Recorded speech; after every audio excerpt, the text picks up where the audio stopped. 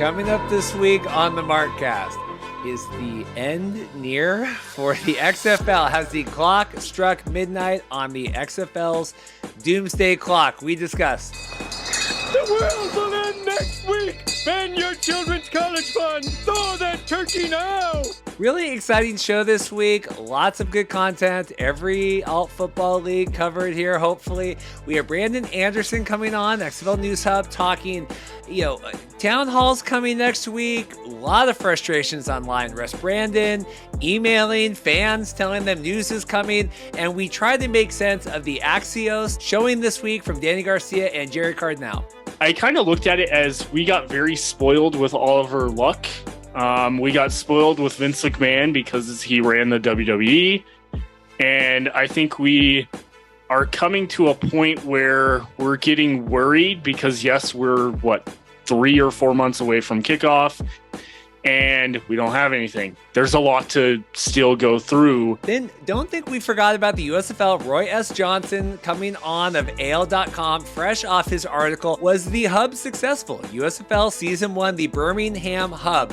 What did Roy make of it? What are plans for Season 2, negotiations with the city, and more? It's uncertain right now. It's all in flux. The discussions are being had, and who knows how many teams could end up in Birmingham. Then Charlie Boots, Director of Branding for the NFL Alumni Academy, comes on. We're talking more in depth about the partnership between them and the XFL headed into February. The XFL, some of the quarterbacks they signed, they're training. Incredible arms. Like XFL fans, and I know a lot of your fans are pumped for the XFL. Be ready for good quality football, man. They're not playing around with what they're putting together. And then Pat Steinberg of CFL.ca joins us. We are previewing the CFL playoffs. These weekend's games don't matter, except for Nathan Rourke's return. Looking forward to November. Loaded show, as always. Really appreciate it. Like and subscribe.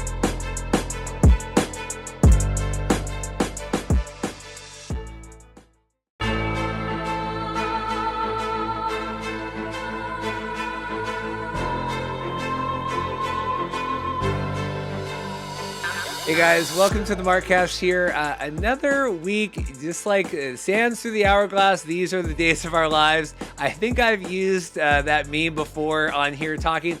Just a crazy week. We have the Axios event from Dany and Gerry Cardinale. We have Russ Brandon emailing people. Town halls are all scheduled. I think we're still waiting on the Vegas one while I'm recording this, but that could be changed by the time you hear this. But XFL town halls are coming. Everything else we've been promised news. Is it too late? People really frustrated. We're hitting November here. Everything else that you have heard. We are diving into all of that today. Like I said at the top, loaded show today. Lots of content. Brandon Anderson joining us, running down all of that. Getting your thoughts, our thoughts, everybody's. By the time we talk next week, we should have some XFL town halls. Does that mean news is coming? Is news coming after? What do we make of all that? We will look forward to all of that. Lots of other stuff today as well. Like I said, Roy S. Johnson coming on. Roy did a really in-depth article a couple weeks ago, and I think he was out of town, but breaking down the finances of the USFL's Birmingham hub. Really challenging for me to say that, but Roy coming on, talking through all of that, working, the city working with the USFL, trying to negotiate Season 2.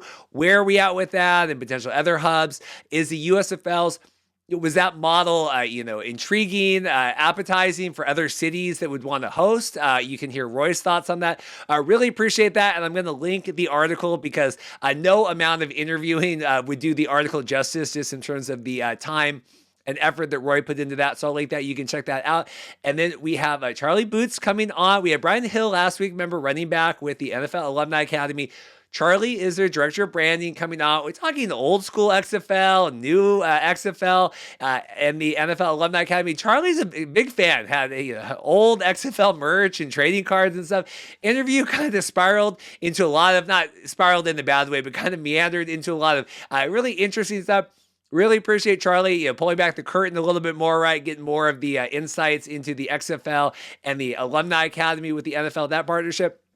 And then Pat Steinberg, Busy man. Appreciate him coming on. He has his radio show, writes for CFL.ca, trying to talk more to CFL playoffs, right? This weekend doesn't really matter. Nathan Rourke is expected to play, take the first quarter, I think Rick said, from the Lions in the game against Winnipeg, but really looking forward to the East and West semifinals. I will be in BC for the BC Lions, America's CFL team, hosting the Calgary Stampeders.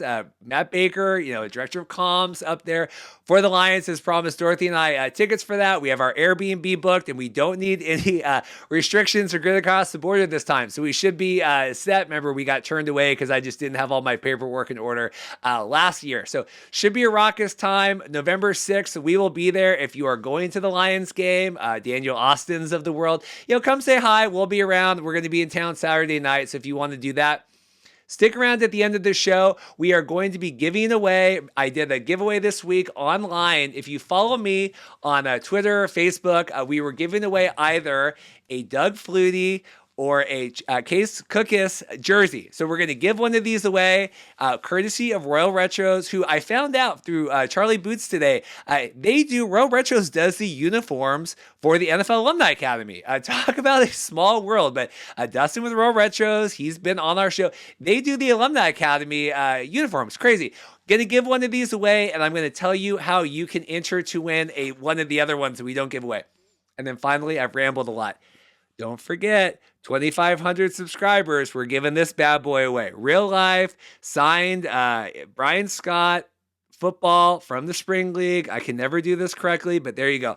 Like and subscribe. Check back at the end of the show. Should be a good one this week. A lot of work went in. I was kind of planning an easy week, and then because I had to do a lot of real-time work, and then ended up getting all this stuff going. But hope you guys appreciate it. The end is near. The end is near for the XFL. Well, I'm thrilled. I can't remember the last time I had Brandon on XFL News Subwriter, but I always enjoy our chats. Obviously, you were in the Arizona when we did the Arizona showcase, but I can't remember the last time you were one-on-one. Brandon Anderson, how are you doing today? Good. How about you? We're good. Well, originally we had scheduled Brandon. We were going to talk a little bit of Vegas, a little bit of what are we doing with the Allegiant Stadium? Where is the Vegas Vipers playing? Then we've had a lot of news come out this week. We have 7 of 8 town halls scheduled for next week. So we actually have a lot of stuff to talk about. Brandon, just first off, welfare check on you and the XFL. How are you feeling right now? And then we'll get into the specifics.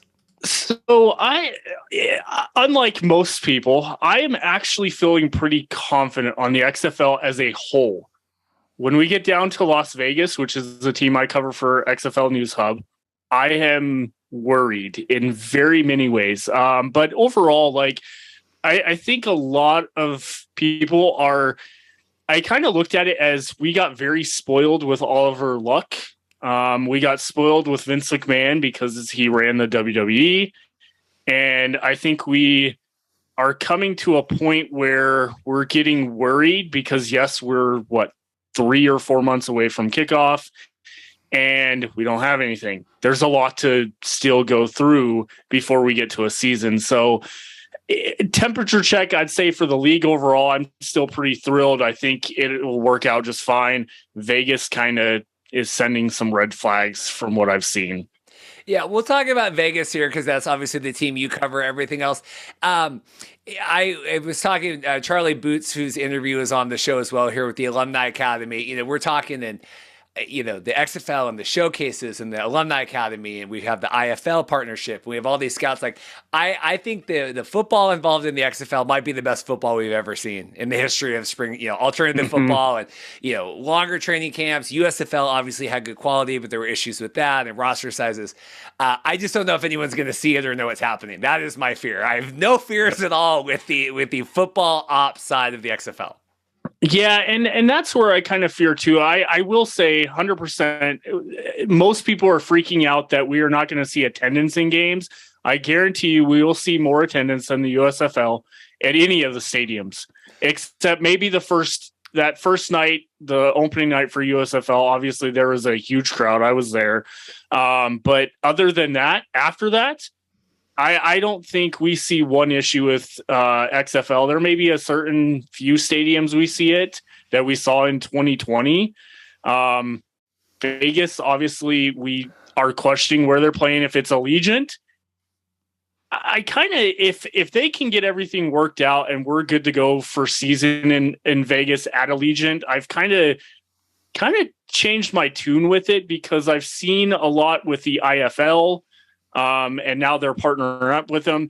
Their crowd in Vegas was insane when I was tuning into their games. And they said a lot of people that they had talked to, the crowd or fans or whatnot, most of them didn't live in Vegas. They were there and like, hey, there's something to do. There's sports there. And I've had that same experience with Vegas. I went for pro wrestling one time. There's nothing to do. And the college, I think, not Final Four, but something to that extent, basketball was at the T-Mobile Arena. And I'm like, oh, StubHub, $5 tickets. Let me walk in there and watch some games. So Vegas is a very busy place. I've been there so many times. I think you were there earlier this year or whatnot.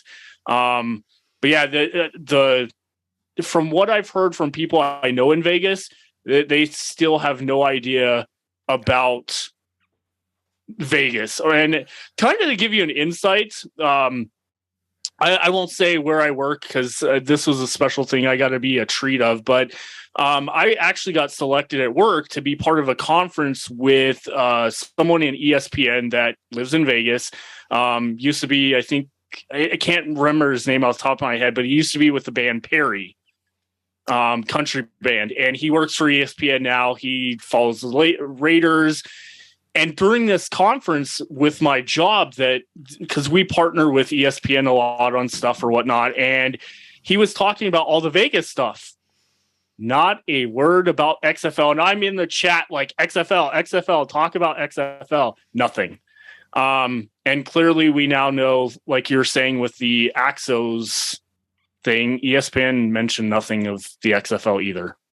Yeah, and that has become more alarming to me since yesterday when all this came out, and I've been talking about it.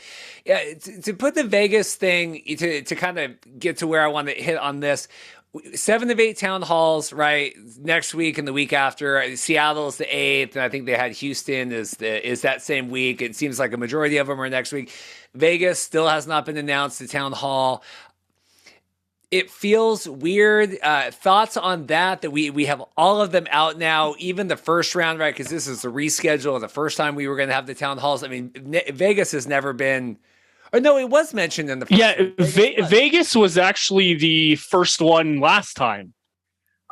Something I did just notice actually before jumping on here, Rod Woodson, head coach of Vegas, is scheduled to announce for Ravens tonight against the Bucks, because he has that contract with the Ravens announced team through this season. I'm wondering if that has to do with some of it. I don't know the Ravens schedule. My wife's going to kill me for this because she's a huge Ravens fan. I don't know their schedule next week or the following, but if they're at all on a Monday night or potentially like late Sunday night game after this or the following week, that could play a part into it as well. That's where I'm a little, and I think Anthony Beck with St. Louis, he does something for the Jets. I don't know if it's their announced team. So it seems like his is more kind of loose because he's all over the place talking usually. I mean, we've been quiet for a while now. But I think that can be a concern with Vegas. And again, I'm still waiting. I checked right before we went on to see if I got any other emails. But yeah, Vegas is sitting here alone. But what is interesting is last time I noticed Arlington was not announced. Now Arlington is. So I don't know what's going on there. It's concerning to me, but I will pinpoint something interesting is during that last time Vegas had scheduled their time frame, it was supposed to be evening. And then a lot of people were saying it was because of the fact that it leaked out. They had to change the schedule times or whatnot. What I actually found out is the place they had selected was a bar. And just like here in Colorado, in Vegas, past a certain time frame, you cannot have people under the age of 21 in your bar. So then they moved it to a lunch period time for the reschedule. I'm wondering if that's their issue they're also having, is finding a day, a time that because you figure people are going to bring their kids to these events. So that could be the other issue. And that if you're holding events in Las Vegas, that could always be an issue. The town hall thing is interesting to me. I'm fascinated to see how many. I know Matt Lyons, our co-conspirator with us on all this, Matt was originally invited to the first town hall. And then when they did the reschedule, and I wasn't, and then this time I got the email and he didn't, and so Matt, emailed like, "Hey, I'm working. What's the deal?" And they're like, "Oh yeah, sorry, whatever, but like, we'll extend an invite to you, right? Like, hey, we're doing this randomizer." I can't imagine more than 50 people showing up at these things. Like, I just can't. Like, I don't know.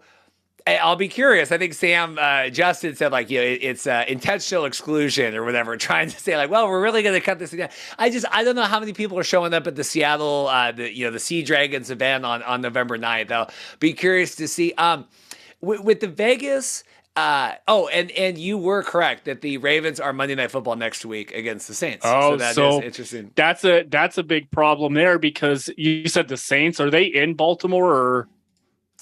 They are playing they're playing at New Orleans. Okay, so hypothetically, you could have a Tuesday or Wednesday after that, but it also questions what his schedule's like with NFL stuff. I don't know if he has to go to their training camps or not training camp, but their like training and all that stuff during the week. I have no idea. It just seems a little odd. So Vegas, the Allegiant thing, it's interesting because obviously we dealt with this with XFL 2020 where Oliver Luck came out and they announced, hey, we're playing at MetLife, we're playing whatever. And then not all the contracts have been finalized and it gave the stadiums incentives and they were able to charge more for that. Here we have Allegiant, like everybody knows it's kind of Allegiant or bust in Vegas. If Vegas isn't able to figure out the Allegiant thing, we've batted around. I've seen, is Vegas a permanent traveling team? They always play away. They're the away team. Or do we have them play also in Arlington, which is like a kind of worst case scenario against the USFL? What would you make? Where would you rather see Vegas or what them do if they can't figure out the Allegiant thing? So funny enough, to go back, I was a season ticket holder for the Dallas Renegades. Once Vegas was announced and now Arlington, whatever, same place, same city or whatnot.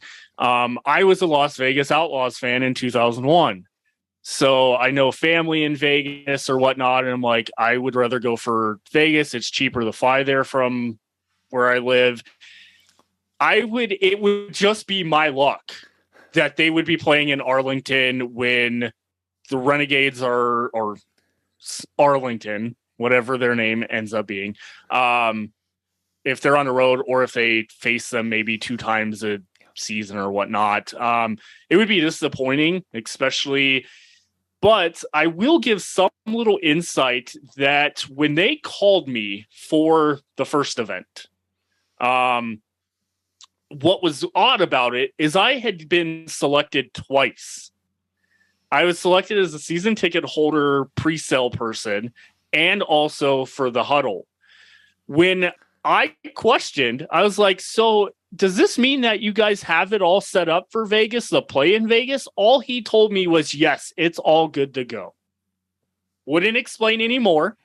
And he just said, yes, because I questioned. I'm like, well, if you're having a season ticket holder event in Vegas, we don't know the stadium. He's like, yeah, it's not been announced, but they have a place to play. Okay. I don't know what that meant. I don't know who this guy was. It was a number from Connecticut, but it is what it is.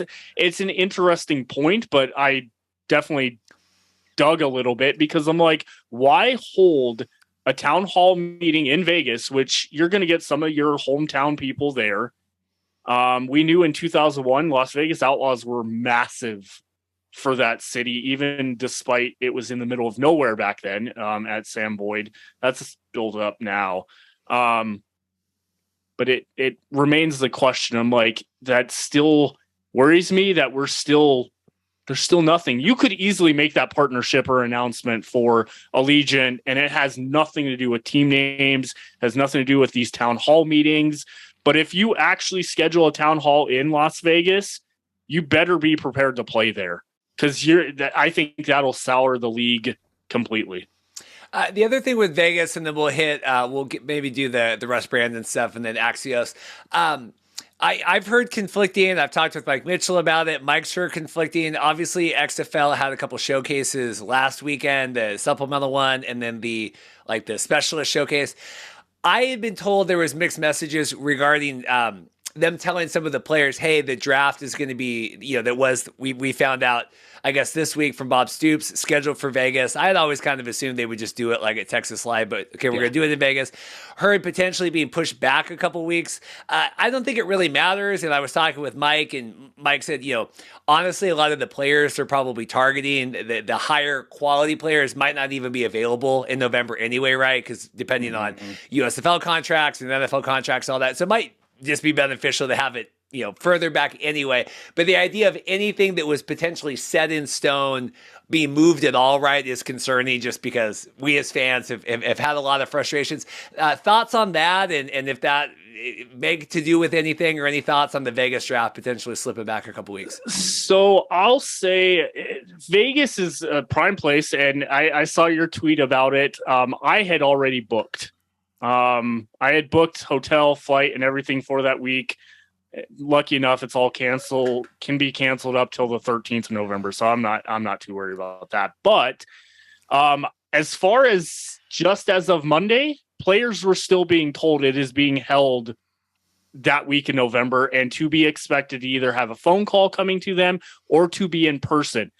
Two players that I have talked to that were invited personally by people have told me straight up that they have been told to be ready to be on a flight somewhere, but they won't tell me where, which fair.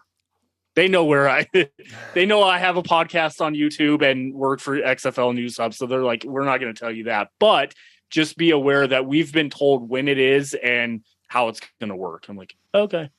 So I don't know. It's good. It's exciting. I mean, I have so many times looked at my work schedule for a week and been like, oh my God, if they announce anything this day, it never happens. I'm just like, I'm just waiting to buy these things. Just curious about that. I know Mike was still digging with that and trying to figure it out, but the idea that potentially, okay, we do the draft, then we announce the Vegas venue, that seems to kind of make sense timeline wise. Like you said, if they have the town hall, that's going to be question number one. If they have a town hall in Vegas next week, is where the hell is this team playing?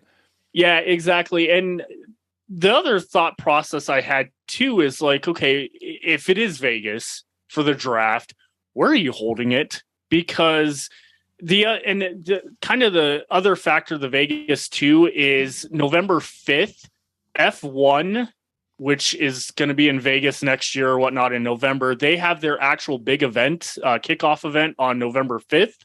So if anyone is planning the town hall to be anywhere close to that, I highly doubt it, because they've already, from what I've heard from Caesar's Palace and some of the surrounding hotels, from my interest in F1, is that this event is expected to draw almost 1 million people just for the opening kickoff, which is crazy to me.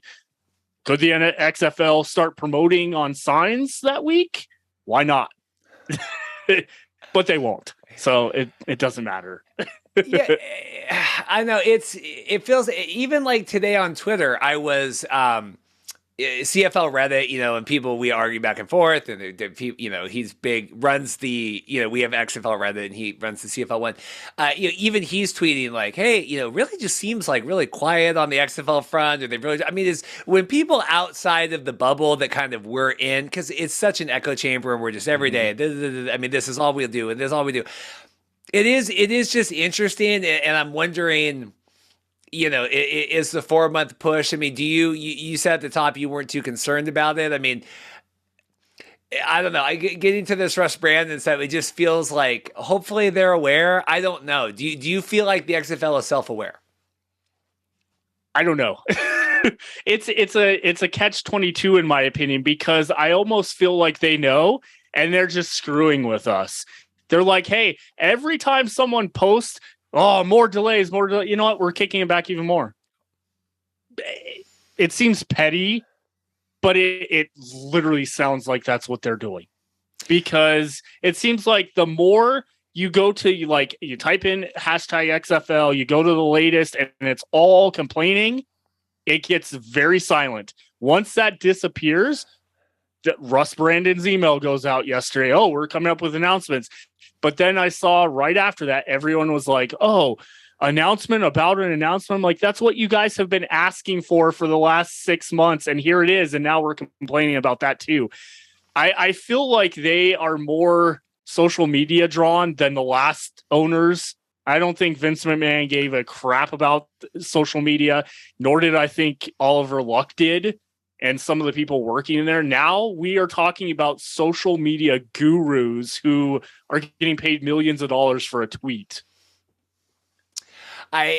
Speaking of the local marketing, and then we'll transition here to the other XFL board article. Greg Parks, friend of the show, wrote, and I sent him a message. I said, "You make me want to cry." I was so proud of this article.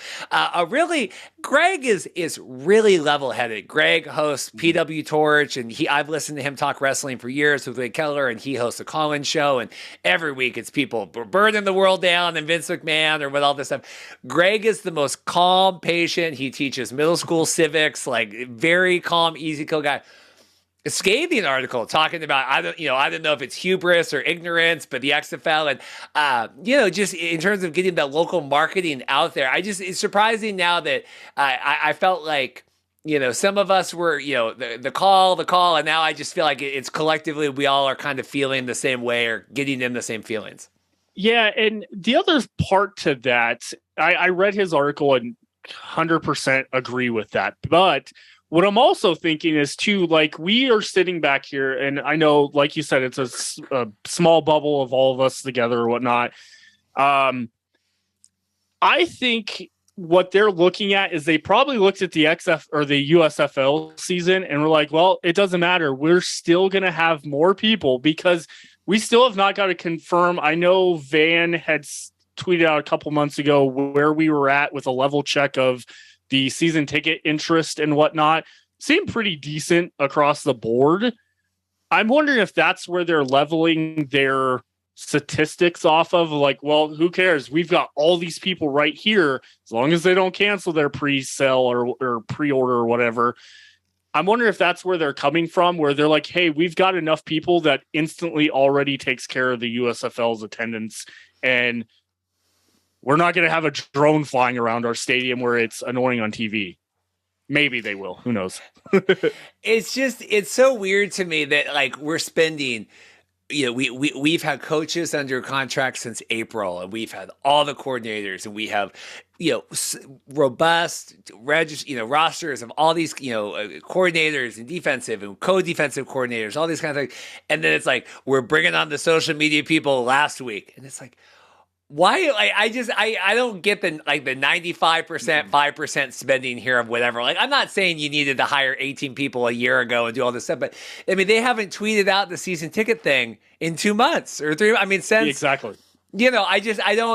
I've seen people post on XFL board, like, if you're going to tweet out PJ Walker, Taylor Heineke, do some AMAs with 2020 people, especially when they're going to be back in the league. It's already public knowledge, right? Like, hey, people in 2020, they're going to get Brandon Silvers on talking, do some more Q&As with the coaches. We only had 3 head coach Q&As. Jim Haslett hasn't done anything for, I mean, it just seems like there's little things that we could be doing along the way here as opposed to the silence.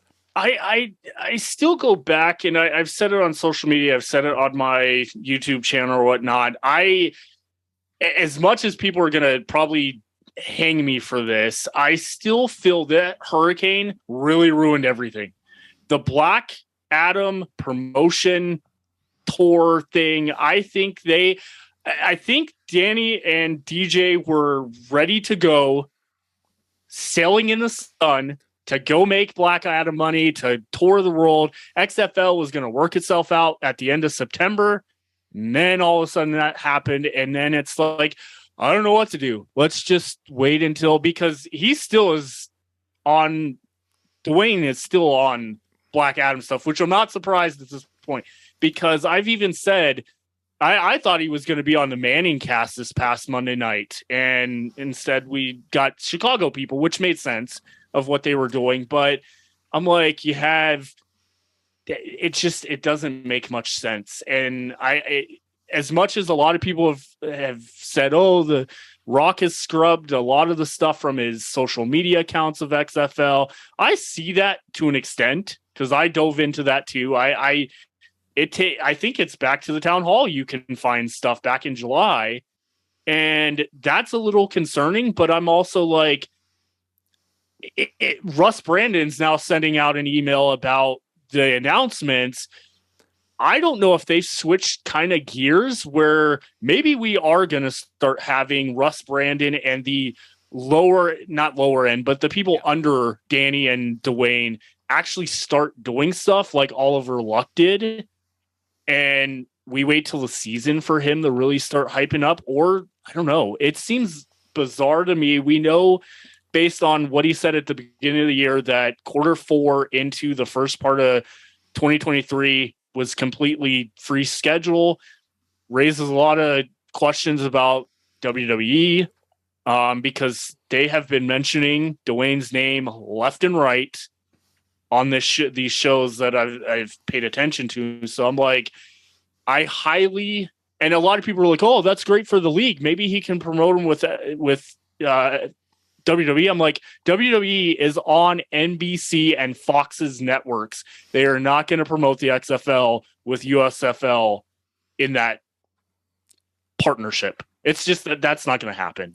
I have a wager with listener Max right now. I 1,000% agree, believe, not agree. Max doesn't agree. I 1,000% believe The Rock is headlining WrestleMania this year against Roman Reigns. I think that is the plan. I think they wanted to do it back in 2020 and COVID, and they pushed everything, and then it still was kind of the next year and partial crowds. And I think Rock is 50, and I think if they don't do it now, it's never going to happen. And that is the last. Roman Reigns, if you have not followed wrestling, has beat everybody in the history of the world over the last 10 years. John Cena and Randy, everybody. He is the last person, their cousins or it's his nephew, or I don't know. They're all familia and the whatever. And I think that is the plan for Rock and Roman, and Rock's going to put him over. And that is why his schedule is clear. Sorry. And again, what a better time to do it when your daughter and Danny's daughter just debuted on NXT this past week. So it all makes sense.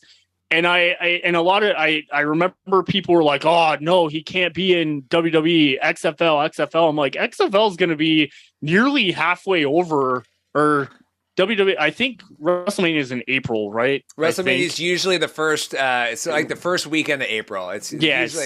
No, it actually is. It is the first week because my son's birthday, he was born on WrestleMania, and because of the 2-day weekend, which his name's Brock, go figure.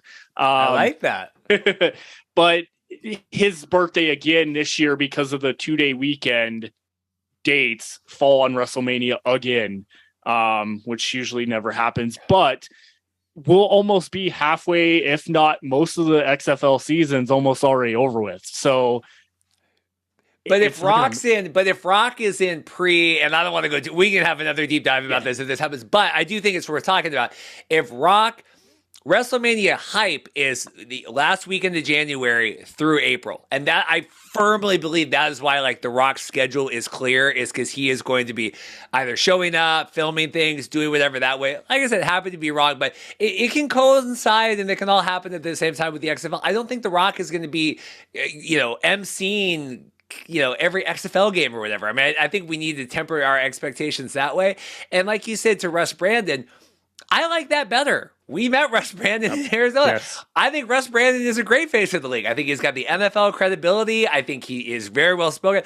I would have Russ Brandon do all this stuff. I think Dany seems, and the Axios thing we'll hit here, I think seems a little disconnected a little bit sometimes of what maybe the public perception is. And maybe Russ is aware or not, but at least feels a little bit more like, hey guys, like let's get this ship going right now. Yeah. And that's the other thing too, is it would make sense. Again, The Rock does his thing. He'll promote it some. We talked about this. I'm glad the 54-man thing it's done. I at least for now with the promotion, because that did get annoying, especially up to the town hall and stuff. But that's not there anymore. You don't hear Dany really talking about it anymore. I will put this right now. I still want to know what was in the box. I heard a rumor of what was in the box, but we are still waiting for what was in the box. So Dany and Gerry Cardinale were at this Axios event. That's like an investor town hall. It's called the BFD, the big effing deal, whatever. I got up, 6:30 a.m. I joked. I said, just like the USFL, these alt football leagues hate us West Coasters. Let's do stuff at 6:30 in the morning. Some of the quotes Dany said, I think Gerry obviously had the quote about competing with the NFL. It was a lot of the same talking points we've had from Dany, but it's different because it's not like April of 2022. It's now almost November of 2022, where she's talking here. Well, first off, what did you make of the event, and were you as concerned as I am? So, yes, I listened. I was taking my kids to school. Actually, funny enough, I tried to send my wife to that event because she works for a financial company that's right down the road from that building, and they have partnered up with this company on numerous times. And I'm like, oh, interesting. Let me try. She never got a reply back. Go figure. But when I was listening, I saw the tweet out about it. I was like, oh yeah, it is being broadcast. I forgot about that. So I listened to it, taking my kids to school, and I'm just sitting there like, what is this? Like, it sounded like it was recorded, like you said, April. There was, what got me kind of like turned off too about the person doing the interview, I don't know who it was, but it was weird. The way he was like questioning her, sometimes he would talk and it was in like a confrontational reply. It just seemed very odd to me about overall. The conversation was weird. The talk, like you said, about the competition with XFL or NFL will never be that. I'm like, why are we bringing that up? You guys are partnering with the NFL Alumni Academy and whatnot. So I'm like, huh? Dan Primick, I did not like. I also thought he like cut off Gerry a lot, which was just really weird. It felt like he cut him off. But so we have some quotes here. Mark Nelson over at Board, he had a really good article talking like, I like this title. If you believe Dany Garcia, we should all be excited about the XFL. And Greg Parks commented, he said, like, the word "if" there is carrying a lot of the weight of that headline, which I thought was incredibly funny. But they say here, first quote he's asking, the XFL getting about it. Dany goes, for myself, I saw an opportunity to take this football universe and wrap it with layered storytelling, bring it closer to the audience, invest in athletes even more, bring more technology, and make a property and extend it as if it was live IP. This bringing the audience closer, a lot of these things, but like we haven't seen any of this layered storytelling. We haven't seen any. I don't know when we're seeing this. Well, and that was her same message during the Q&A during the town hall. It was the exact same thing. When fans asked this stuff, it was answered with, we're creating a co-creation with podcast. And she even said this, or maybe it was Dwayne. One of the two said it. It was with like podcast shows, all this type of stuff we're going to have in the next few months. Well, it's October. It's going into November. That it is the next few months. We've had nothing. I know supposedly some people got reached out that they had to change their name of their podcasts, their YouTube shows, because they had the letters XFL in it. I did mine out of before someone contacted me. I took that out because I don't need that. But yeah, this is not co-creation. Co-creation would be, hey, the Markcast is having such and such on. Let's do this and this and this. Hey, here's our property. You can use XFL stuff. Instead of like, no, don't do that. It's bizarre. I have lots of thoughts about a lot of that stuff. It does also just seem like there's just I don't know. I am frustrated. I've tried to go about lots of routes for months and months and months doing what could be like positive things with, trying to talk to people that would be away from anything team names, team logos. Like, let's talk about stuff you guys want to talk about. Let's talk about, like, there's a million things you don't want to talk about. Let's talk about what you do want to talk about. And when it's still met with like, not willingness, it does get a little frustrating. The quote here from Gerry, This concerned me as well, because they're asking, is this a viable league, and spring football viable, whatever it goes. Is there a legitimate demand for the marketplace for spring football? The initial work we did convinced me there really is interest. Football is one of the greatest exports of our country. People want sports, and we want to be a part of it. I'm like, this is the USFL all over again. People want football. We're going to give them football. It feels like the lowest common denominator of why is the NFL successful? And yes, the NFL is successful because of the game and because of that. The CFL, the CFL isn't not successful right now because of the game. There's a lot of other things to go into, league building and problems than just hey, it's football on the field. Yeah.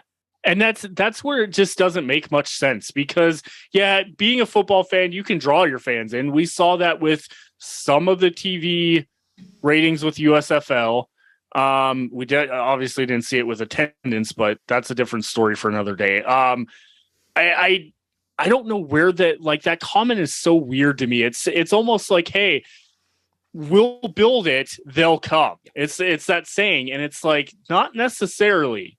I think your diehard fans that we all know have bought season tickets and stuff like that, and those are going to be your fans. But other than that, I had a conversation with my uncle yesterday that he was like, if it wasn't for you and everything, I would have no idea the XFL is returning. He's like, I knew about it in 2019 based off of ESPN, ABC, and stuff like that, or some of the promotions that were going on. He's like, I follow most of those things on Twitter just because of you, and I still am like, what is going on? So it's I don't know. It's confusing. It continually I don't get where we have, and they're in niche properties like DC, and obviously you're going to get, millions of people are going to go see Black Adam, whatever. But, fundamentally comic book movie, that's a niche thing, right? It's the same philosophy there. We know USFL, minimal promotion. You can get about 1 million, 1.3 million to watch a game on a Saturday afternoon. And that's great. But, it's like we're a niche product, but we don't want to deal with the niche. But I have a feeling that they think there's a much higher ceiling than I don't know if it exists here for what we have at least this season.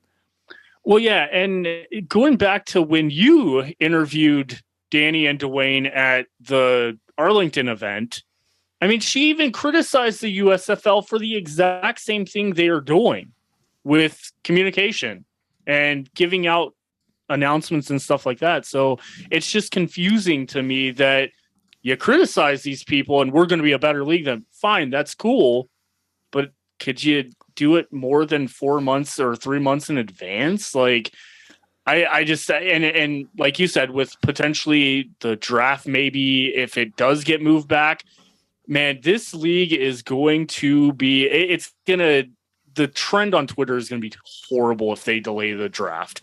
Because then these people that are saying, we're never going to get a season, they're going to come out with their pitchforks.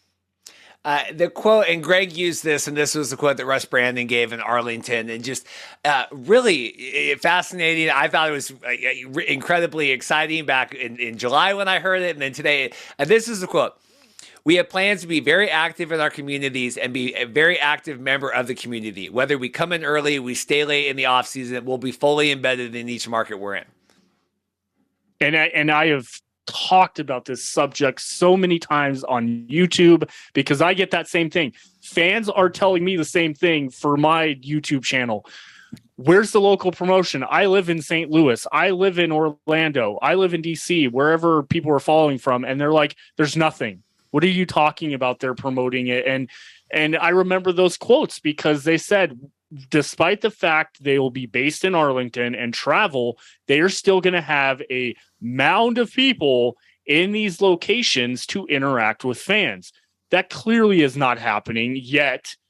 I'll say yet because on a dime, I guess it could change, but is it too late? And I don't think it is, but I think in a lot of people's eyes, it is way too late.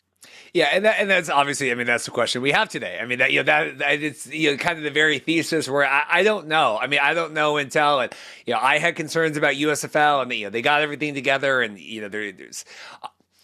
I will say, and I deal with this a lot in weddings because we have a lot of like wedding planners, right? Like I have a lot of wedding planners that do or don't get hired by couples, and couples go like, "Well, I was able to get married. I didn't need a planner." And they're like, "Yeah, like you can have a wedding. It could be way more successful or less successful depending if you have higher quality vendors and staff." That are like, USFL had a season. That doesn't mean that there wasn't 100,000 things they could have done better or worse. I mean, you can still complete a season and not necessarily have the other quote I had. We have two more. I don't want to beg on this the whole time, but they said.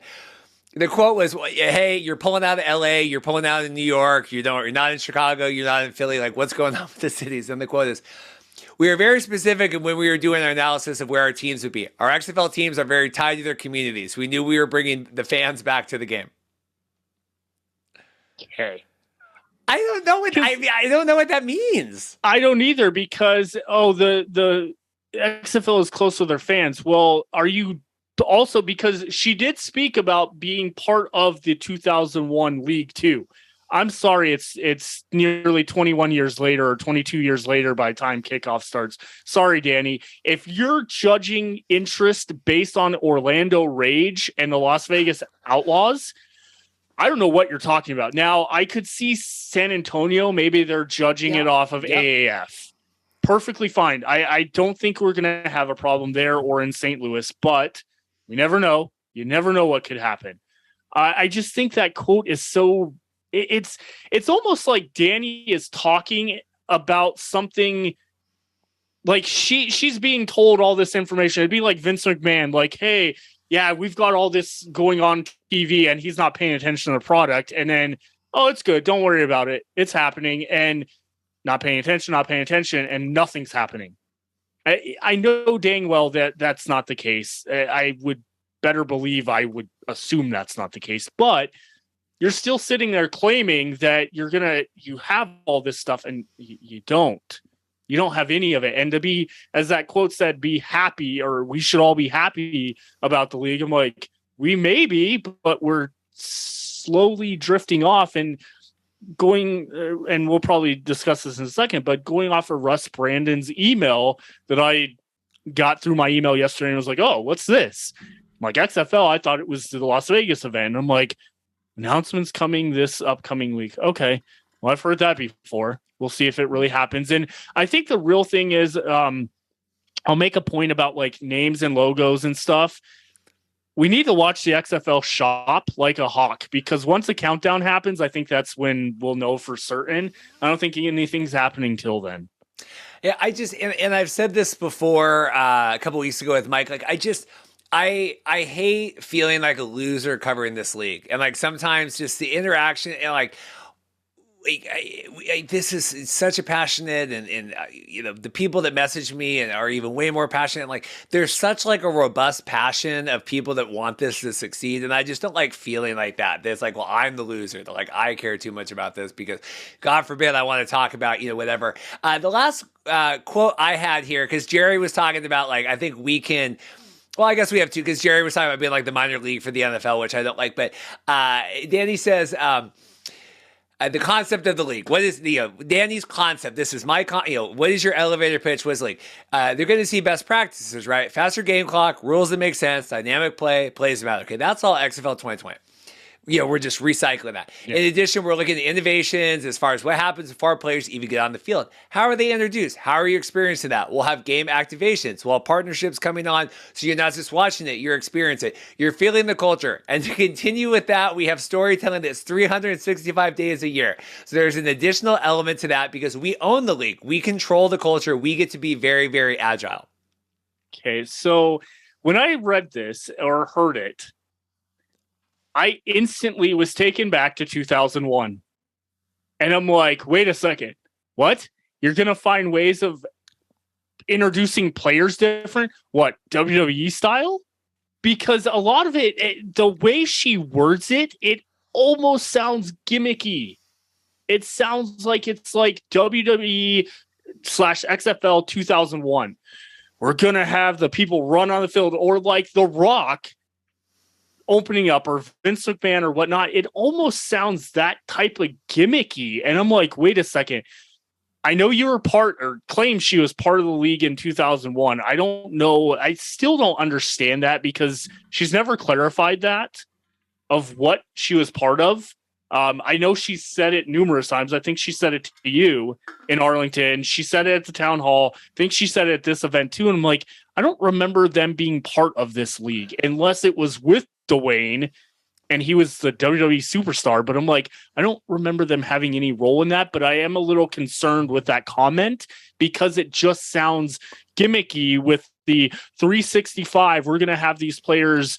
What are they going to do? Film a reality TV show of them dating people during the summer or when off time? Because that's what you start thinking about reality TV is you go to all these like terrible reality TV, Jersey Shore. Like it almost sounds like what the USFL was going to be doing with their show they did. That show was all right. It wasn't the best. It was too short in my opinion weekly, but I'm like, what do you do during the off season? Are these people contracted throughout the entire year where you follow them? Are they movie stars? It sounds too gimmicky to me. And I know we kind of heard that before, but it was more of like, we're going to give this great content. When you think of that, you're thinking NFL films, you're thinking Hard Knocks, things like that. You're not thinking like we're going to be with these players 365 for what? Are they going to want that? I think United by Football also proved that I don't know what market there is or audience there is for like additional. Again, you're going to get the hardcore. You're going to get the people that are, Twitter. I don't know what United by Football's ratings were. I know that the 1 week I tried to watch it, it was like the episode from the week before had been uploaded twice, or the one, it wasn't the full episode. Like it was only 15 minutes of the 45-minute thing. And I'm like, the fact that this has not been changed and like, cause it was like 3 days later, tells me that not one person has tried to watch this and like reached out and like, hey, did you guys know that? Like, I just don't know this. I would do anything for just a tweet like, hey guys, just a reminder, pick up your season tickets. Like, it just feels like Andrew Murray was on here. It feels like they're paralyzed with, okay, it's all got to be perfect, and we can't deal with Black Adam, and we have this, and we've got Terramon this day, and then the Zola that announcement's coming this day, so we have to separate. And I commented on Greg Park's article last night. I said, football is the ultimate team sport. The marketing of this league cannot be tied to one individual schedule. Exactly. Yep, exactly. Because if you're tying it to Dwayne or even Dany's schedule, we're never going to get anywhere. And if he does show up in WWE come Survivor Series next month, we're going to start hyping The Rock up for WWE. We're not going to be hyping up XFL and that. It just, I wish, like I said earlier, I wish they would just drop. I understand the celebrity status of both of them, but just let Russ Brandon, let these team coaches, because the coaches themselves have enough celebrity / background or name value, should I say, that we all know them. Like I talking to my uncle yesterday, he knew all the XFL coaches from other areas prior to that. I'm like, these are household names. Let them run the show. Let Anthony Beck run the XFL, because for a fact when we were in Arizona and then after that, Anthony Beck was amazing hyping up. And it's almost like someone told him to calm down, which sucks. Because I loved his like energy, and maybe it's that whole thing we knew when we were at the showcase of them talking about how they had to be tight-lipped. I want to just talk. And maybe that's what it is. Still, is they want to just promote the Battlehawks. They want to promote these teams, but they can't. You're running out of time. The last quote I had here, and then we'll do the Russ Brandon stuff. We'll get out of here. I appreciate this has been extended. No problem. They're talking about competing with the NFL and all that. Cardinale, this from Gerry. Is there a legitimate need in the marketplace for this? There's no legitimate need in the marketplace to compete with the NFL. The NFL is the ultimate, dean. However, there is a need for a developmental organization for player development. He goes, one of the things I learned is there are 53 players on an NFL team. And I'm like, I'm sure he is so tired of hearing The Rock talk about this. It's like, Dwayne, we got it. You were a player 54. But he said, so you ask yourself, is there a value proposition we can actually put an NFL quality product on the field, but make it more entertaining? That is a tremendous proclamation to take an NFL quality product and I said, unless he's talking like Thursday Night Football, Broncos Colts, I think most people would say the NFL entertainment value is pretty high. Yeah, I mean, I've watched the NFL since I can remember as a kid, and I'm like, that doesn't even make sense to me because, okay, we can get quality NFL play. That's perfectly fine. I hope any league, including the USFL, has that. But to sit there and say that you're going to be at a higher entertainment level, again, it still sounds gimmicky to like the 2001 season, which is kind of scary because I, as a 13, 14-year-old kid, that was the greatest thing on show on earth, especially being a wrestling fan. Nowadays, I look back and I've watched those games and I cringe. I cringe even letting my kids around on the TV when they're showing half the stuff they do because I'm like, oh, this is terrible. But I was allowed to watch this. So I get it, but I think that's a weird statement, and it almost feels like he is like really out of touch, or has been sold on something that like is not there.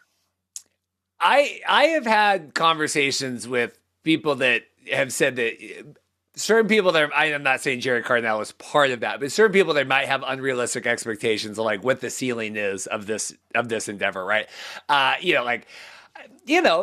Maybe like when I started this podcast, I'm like, I mean, I'm going to get all these subscribers. I'm like, you kind of realize there's a base level of people, like you kind of got to know your audience.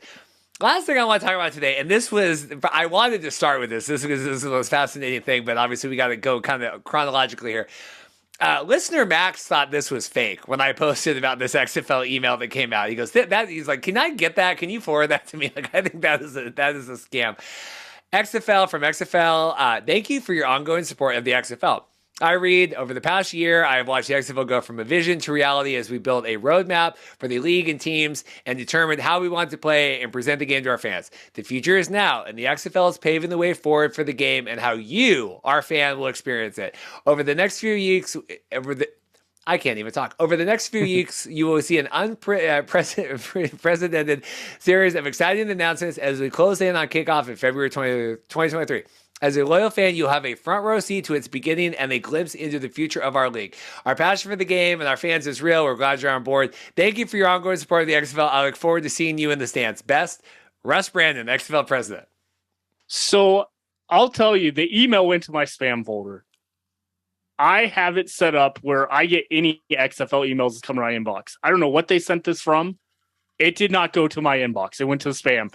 And the only reason I found it is because every couple hours I would type XFL in my search bar in Google Gmail to see if the XFL Las Vegas stuff popped in because they're weird about that. And I just was like, what? XFL?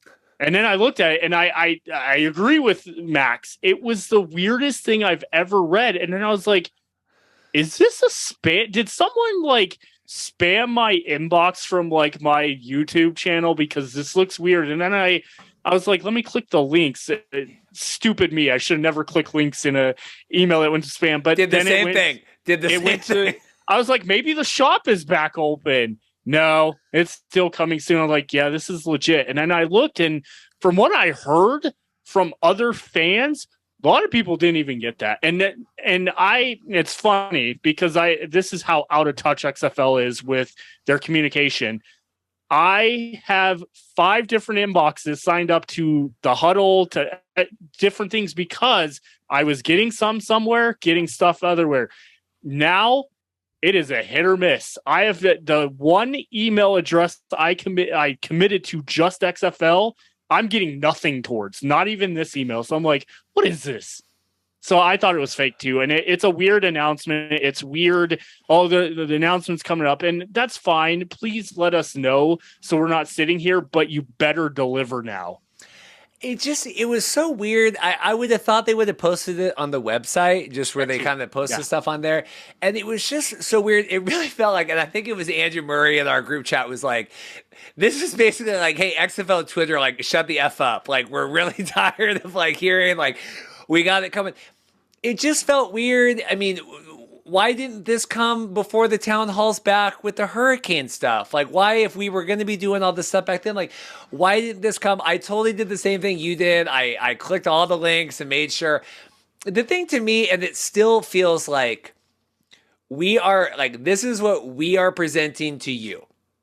And that is fine if you are starting the Rock Football League. But it's the same with the USFL. When you buy existing property, you have fan bases attached and all these things attached. Like, I did the episode months ago. Like, what do you want from the XFL? Because no one from the XFL, like, it's just constantly like, here, like, we want to give you, and it's like, what do I want? Like, I'm in a relationship. Like, ask me what I want. Can you please, can someone ask me what I want and not just, this is what we have decided that we are going to present to you? Exactly. And that's where it's just, it's bizarre. And to add on to your point about this email, the XFL just created a PR department on Twitter that has made some announcements. Where is this? Why is this not posted even on there? That's why it, like Max said, it seemed like it was fake. And who really knows if, did someone actually send something out they shouldn't have? Because we know that's happened before with the league. But I don't know. It just seems weird to me. And I do wonder, though, with the delay in logos and team names, are they taking the fans' feedback on Twitter that all three of those team names were trash to an extent? I'm fine with all of them at this point. I've slept on it way too long now. So I'm like, I'm fine. But I wonder if they took that into some consideration or like, let's go back to the drawing board. People didn't like this. And that's why they leaked it. Let's see where the temperature is for people. And we know they'll find it. They know us. I don't know. I think now just because, so when the XFL, because it's XFL _PR, when they tweeted the kicker names and like the people that were going to be at the showcase this weekend, before that, I wasn't convinced that wasn't a fake account. Like until they like the official XFL PR, because you would think like it would be verified. USFL, when they launched, like their stuff was verified. USFL comms was verified. Like I now that they've had the other stuff come out and whatever, but I really wasn't convinced that wasn't fake for a couple weeks there. If I'm not mistaken, when they first posted, there was something on the website they posted, like one of the announcements that on the bottom, I think it did say like follow us on like PR. I think it was on the website. I could be wrong about that. It may actually be thinking about the USFL, but I swear I had saw some correlation on like, oh, okay, that's legit. So, but yeah, you're right. Why would you not have set up? It's Dwayne. You can't have him contact someone at Twitter and be like, hey, can you verify this account? Because we're going to need this and whatnot. But I have no idea. I think I didn't want to complain the whole time, but I do always feel cathartic coming on here because I do think we live, and I think fans, and we talk online and the fans, but I do think like it's very cathartic to have some of this out. It was like the therapy session we had with Mike a couple weeks ago. Anything else from you before I let you go? I think this was a standout performance. I appreciate it. Oh, no problem. Thank you. And I agree. I think we as being fans and being in this media world is just a completely different thing. And I honestly would have never 8 months ago figured I'd be in this. I'd be more of a fan, but I can see where it's frustrating to all of us. And I hope that when they do drop the information and we get everything we want, I hope we're still not, to all of the XFL fans out there, let's not like then, well, why is this way? Why is this way? Let's just get to the season. Let's play some football. Hopefully.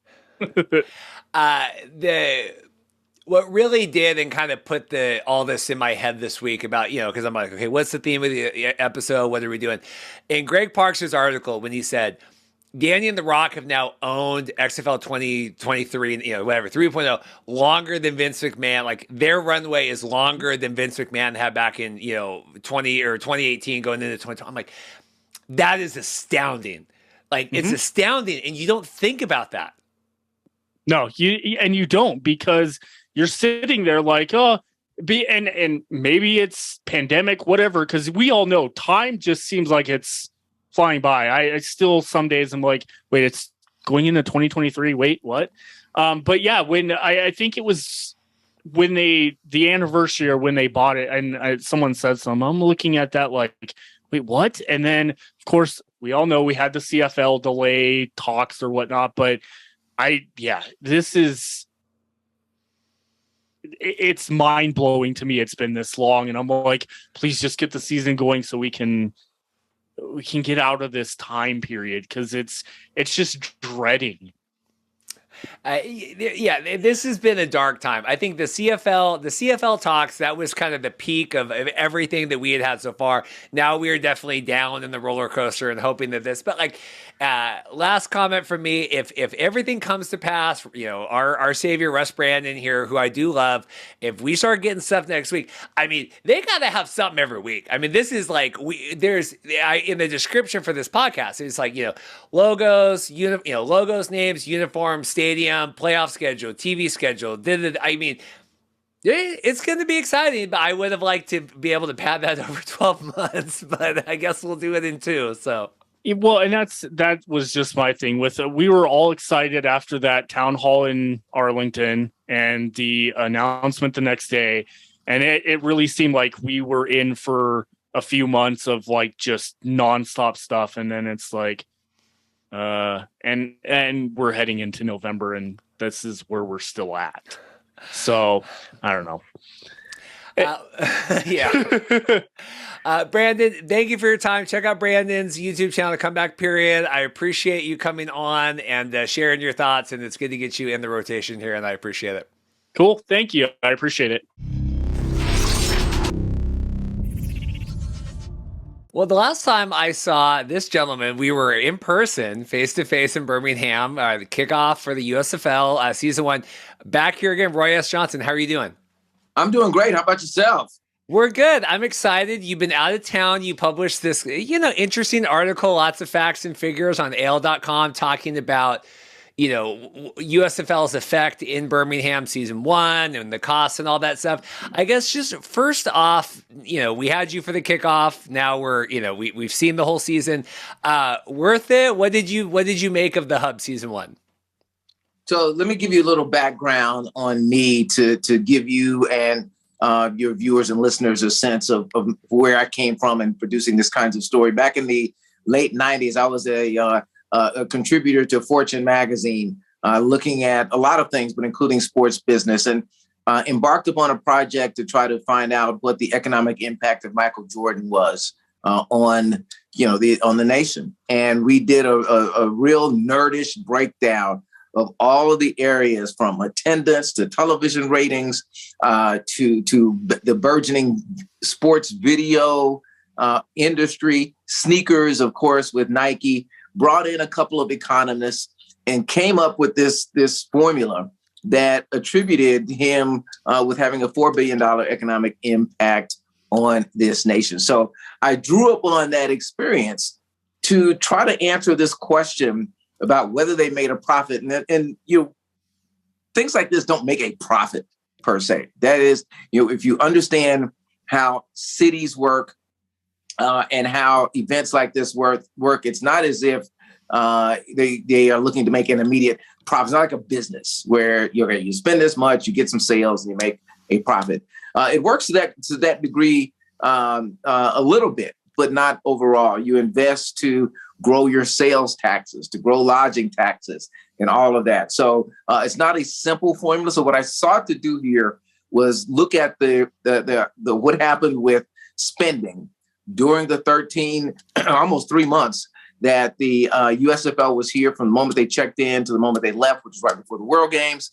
Looked at spending, looked at how it impacted taxes during that 3 months that they were here, And of course, not attributing all of any growth or anything that was less to the USFL, but coming up with a formula that would attribute some of it to the USFL effect. So that's my background. I'm a bit of a nerd. Decided to ask the city, the county for its lodging and sales taxes during the March, April, May, and June when the USFL was here. I asked for spending data from Fox in terms of how much they spent, who they spent it with. And I mashed all that together in a pot and came up with this story that essentially says, yes, it absolutely was worth it for those 4 months, and worth it in the sense that it showed people outside of Birmingham things about this city that a lot of people just didn't know. They're the intangible effect of 80 commercial breaks during broadcast, the intangible effect of seeing football in a 45,000 seat stadium, a new stadium that might make the NFL say, hey, maybe we can host a preseason game there. Bring the Saints and the Falcons here for a preseason game. So it showed the world parts of Birmingham that maybe the world had not previously seen. And from an economic standpoint, I absolutely do believe that it was worth doing. The $3 million that the city and county invested were a pittance compared to, I think, what ultimately rained down from both Fox, coaches, players, spending that was done to local vendors, to local restaurants. And then, as I mentioned, the boost in sales and lodging taxes was clearly tangible. Well, and this is good. This is interesting because obviously USFL now, they've said publicly, they want to expand and do more hubs, right? Because, there's negative effects to having all the cities in one team and home field advantage and fans and all that kind of stuff. But, them looking at, New Orleans or Detroit or wherever they're kind of knowing that they've had a positive business model, at least the first go round. Because, I've heard both sides. I heard, Birmingham gave them a sweetheart deal. They could have never found this anywhere else. But now here you're saying that the positives outweighed what the city had to pay to have them come in. Yeah, I don't know what a sweetheart deal means. I mean, when somebody says that, I'm like, well, what do you mean? Articulate that. So the Convention and Visitors Bureau subsidized the cost to $2 million. Basically, the USFL got to use the stadium for free, the stadium itself.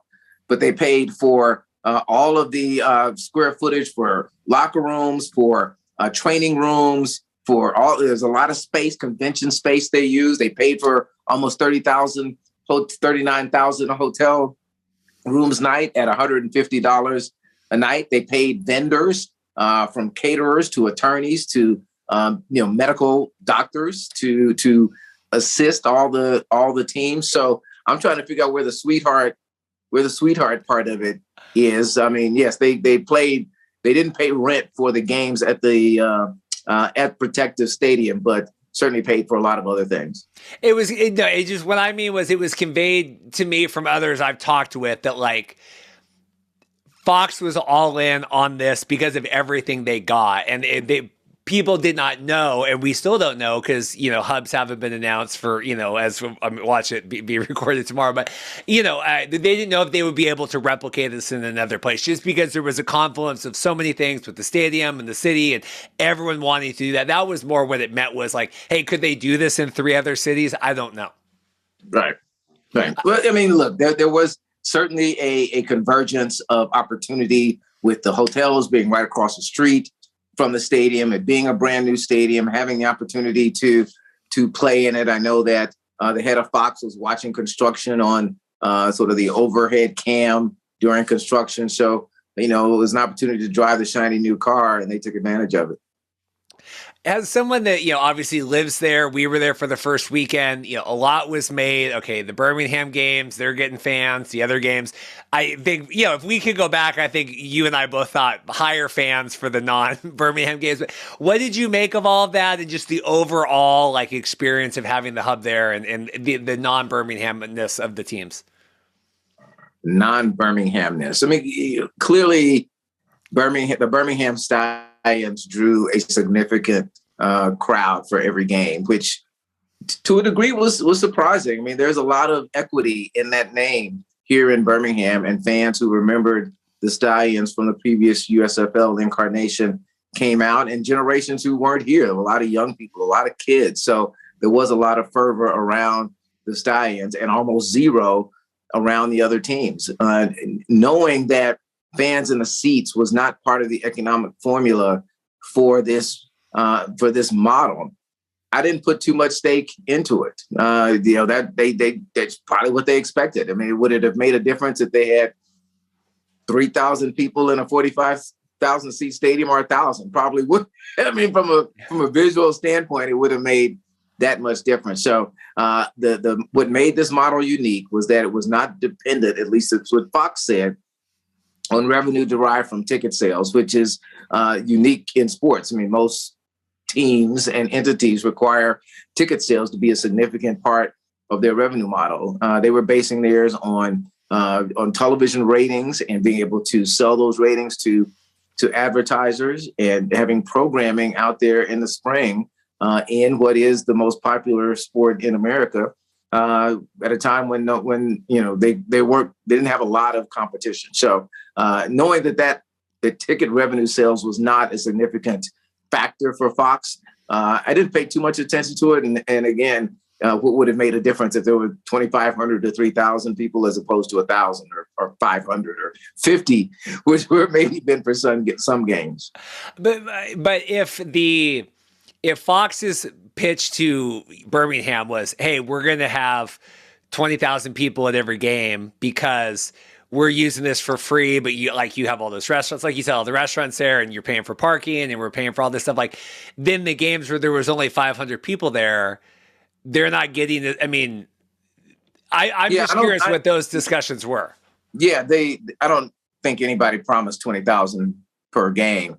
Certainly the Birmingham Jefferson Civic Center, which owns and operates the stadium, received parking revenue and concession revenue. So clearly there wasn't a lot there, but they were, everybody was kind of making predictions and projections. Now at least they know, and I did have in the story how much was actually made, at least what the BJCC reported to us in terms of what was made from concessions and parking.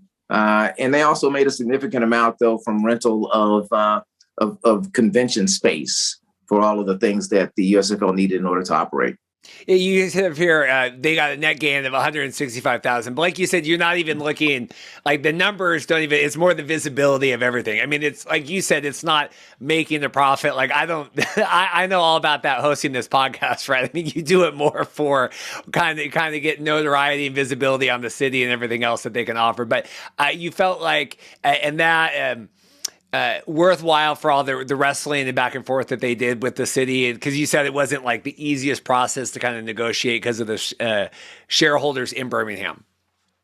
So to answer the first part of your question, even looking at the numbers, it made sense that in every significant category, sales revenue, tax revenue, and lodging tax is what I meant. And plus there's a $3 per night hotel fee on top of the taxes that goes directly to the city of Birmingham for the months of March, April, May, and June. Pretty much across the board, those took a significant jump for the city and for the county, right? So, and I didn't even attribute all of that to the USFL. I only attributed 10% of that to the USFL being here, trying to be ultra conservative. I wasn't going to say, oh, well, here's, that $4 million boost over year from 2021 is all attributed to the USFL. No, that's not how that works. So I only attributed 10% of that to the USFL. So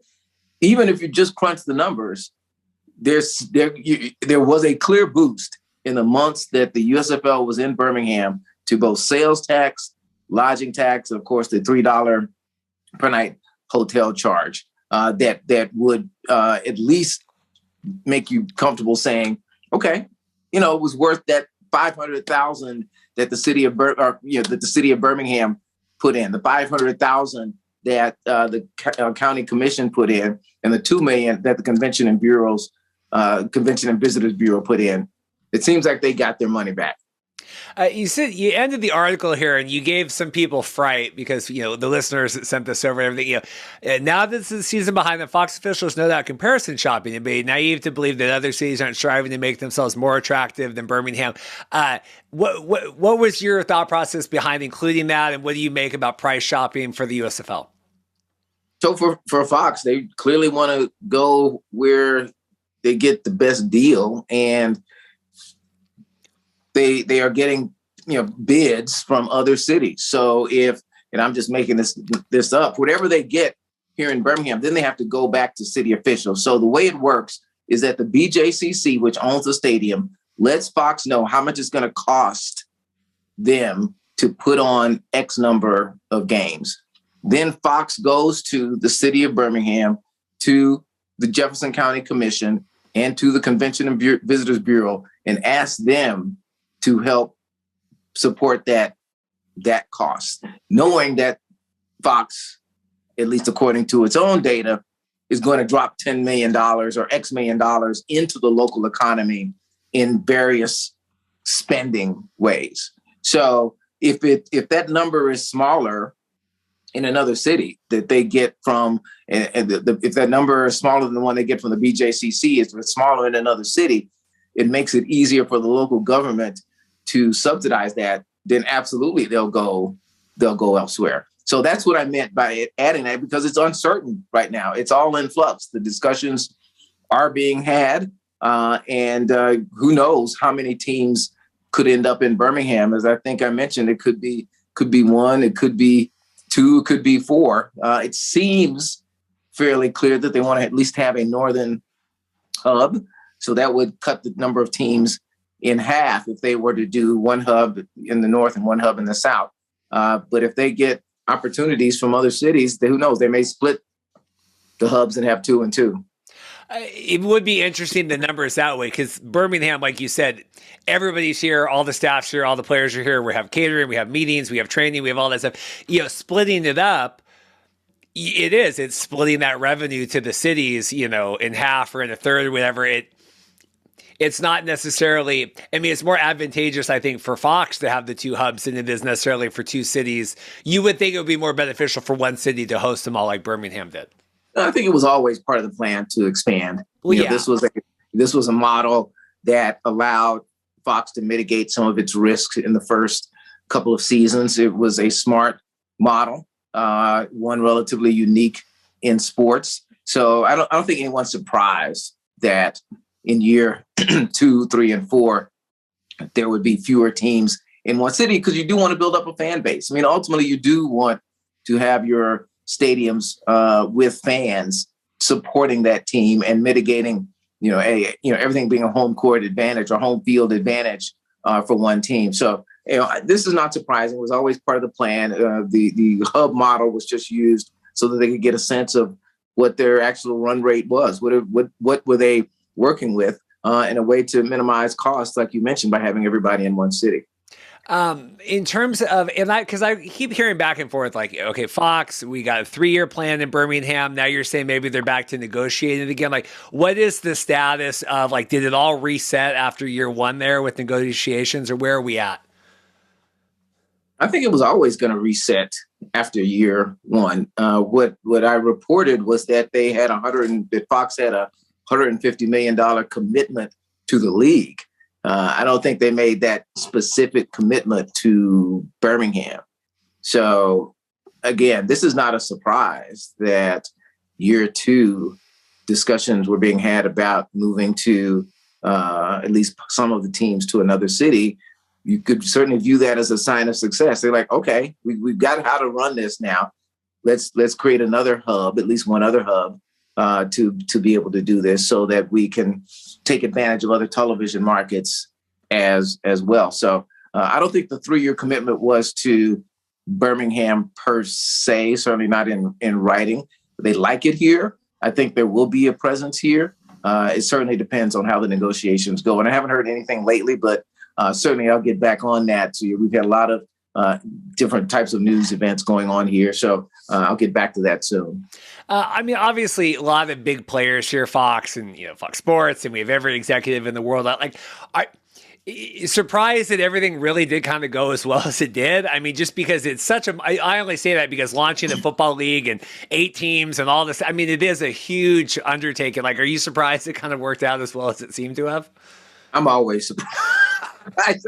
Yeah, I mean, between that and the World Games, the events in this city have pretty much gone off without any major issues. That the operations were relatively smooth. People got around. The teams and coaches and staff got around to the places that they needed to be. And again, it was convenient to have the hotel right across the street from the practice facility, from the operations facility, from the training room where they were being fed, and also right across the street from the stadium where they were playing. So was I surprised? I mean, you got Fox Sports, you got a lot of entities that are used to doing these kinds of things.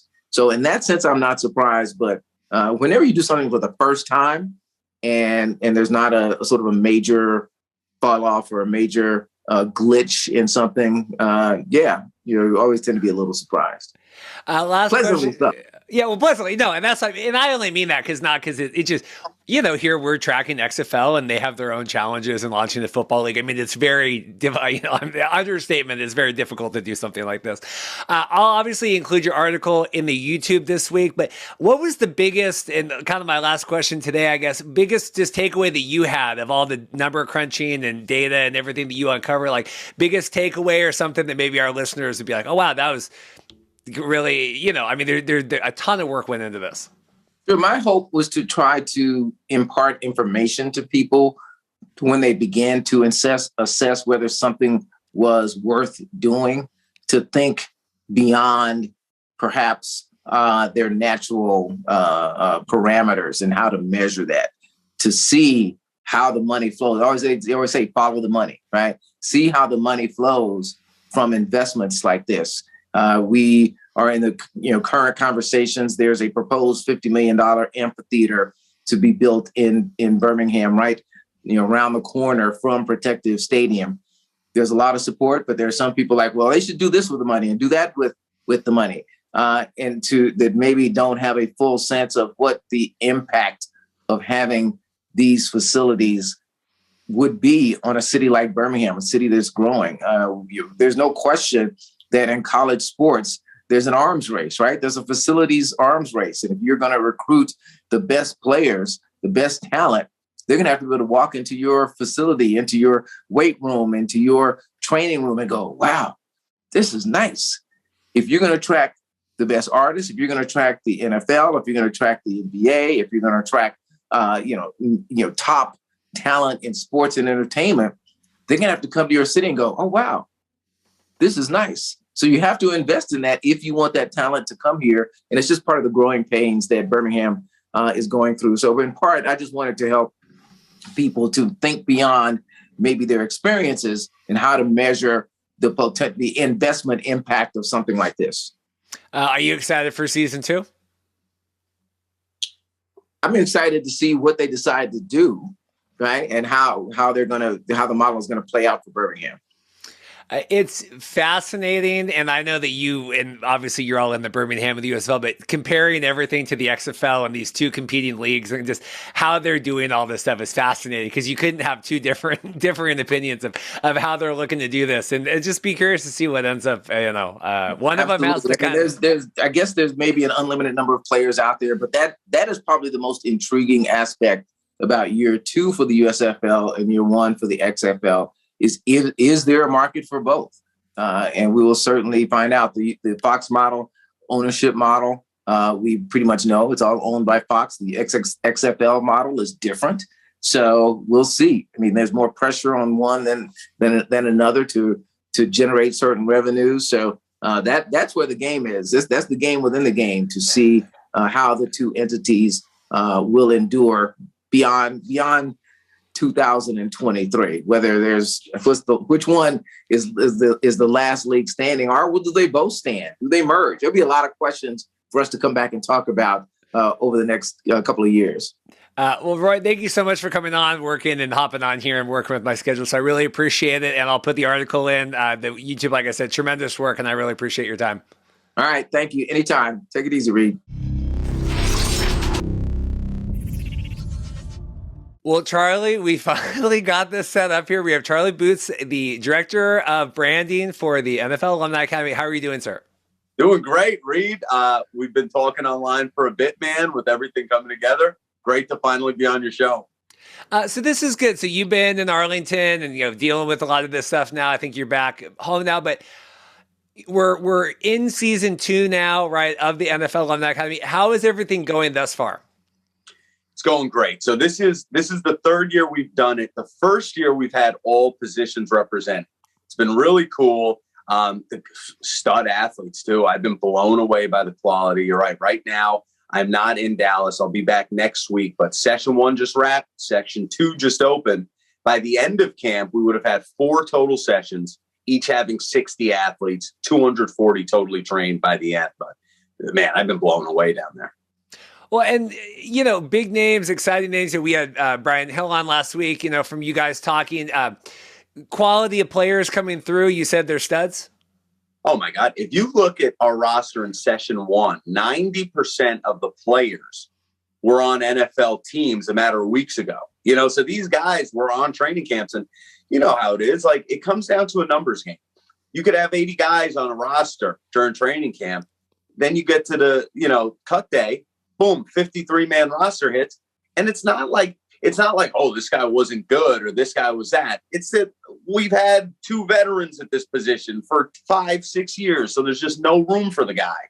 And it always drove me crazy realizing the guys that were the best at all levels of their life. Think of the best high school athlete you ever seen, some of the best college athletes you ever seen. And then they just don't get the chance. And it comes down to numbers. So leagues popping up like this and some of the leagues that you cover and opportunities like this, they mean the world to me, man. You're talking, a lot of guys had come off, and I have a question here. One of our listeners, Max, kind of help me, brainstorm some stuff as well. Mm-hmm. So session 1, a lot of, cut NFL guys.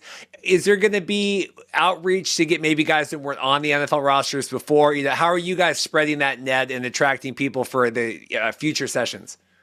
Yeah, so session 2 just started, and there's, I don't know, maybe I can send you a roster or something like that. But one of the guys on the roster now, he was on the Cowboys a couple weeks ago. Like now, see, the cool thing about the NFL Alumni Academy is it's not just former players coaching the guys on the field, which it is, but you also have front office guys. Look, Dean Dalton, our executive director, he's working the phone every day. He's on the phone with the GMs. I don't know how the guy sleeps at night or if he sleeps at night, but he's on the phone with GMs all day. You got guys like Mike Tice on the phone, working the phones, the scouts. I see these emails going through, and it's incredible. So yeah, there are guys that were just on NFL teams that are coming here to sharpen their skills. And then there are guys that were on practice squads. They're coming here to sharpen their skills and go back, more complete athletes. And then is there outreach beyond that, right? To people maybe trying to find like those hidden gems or whatever they haven't? How does that work with agents? Are they reaching out, or how does that communication go with guys that weren't just with the NFL? So, and if you're an athlete watching this, that's interested in the Academy too, NFL Alumni Academy.com, all the applications come in through there. So a lot of players applied through there. I mean, I know you do some CFL coverage too. We got some guys there that were just on CFL squads. So all the applications come through that portal, and they're reviewed by our coaches and our scouts. We also have teams like the XFL, some of the quarterbacks that they sign, they're training. Incredible arms. Like XFL fans, and I know a lot of your fans are pumped for the XFL. Be ready for good quality football, man. They're not playing around with what they're putting together. Yeah, how is that working with some of these guys, the XFL or potential quarterbacks that they're training also then in the academy? How does that work? Yeah, so the XFL, the quarterbacks they're sending, because the quarterbacks are going to be the XFL quarterback. Then our talent pool, players that do not go to the NFL are going to become the XFL talent pool. At the end of the season, they'll have guaranteed contracts with the XFL. So that's going to be real cool to see, man.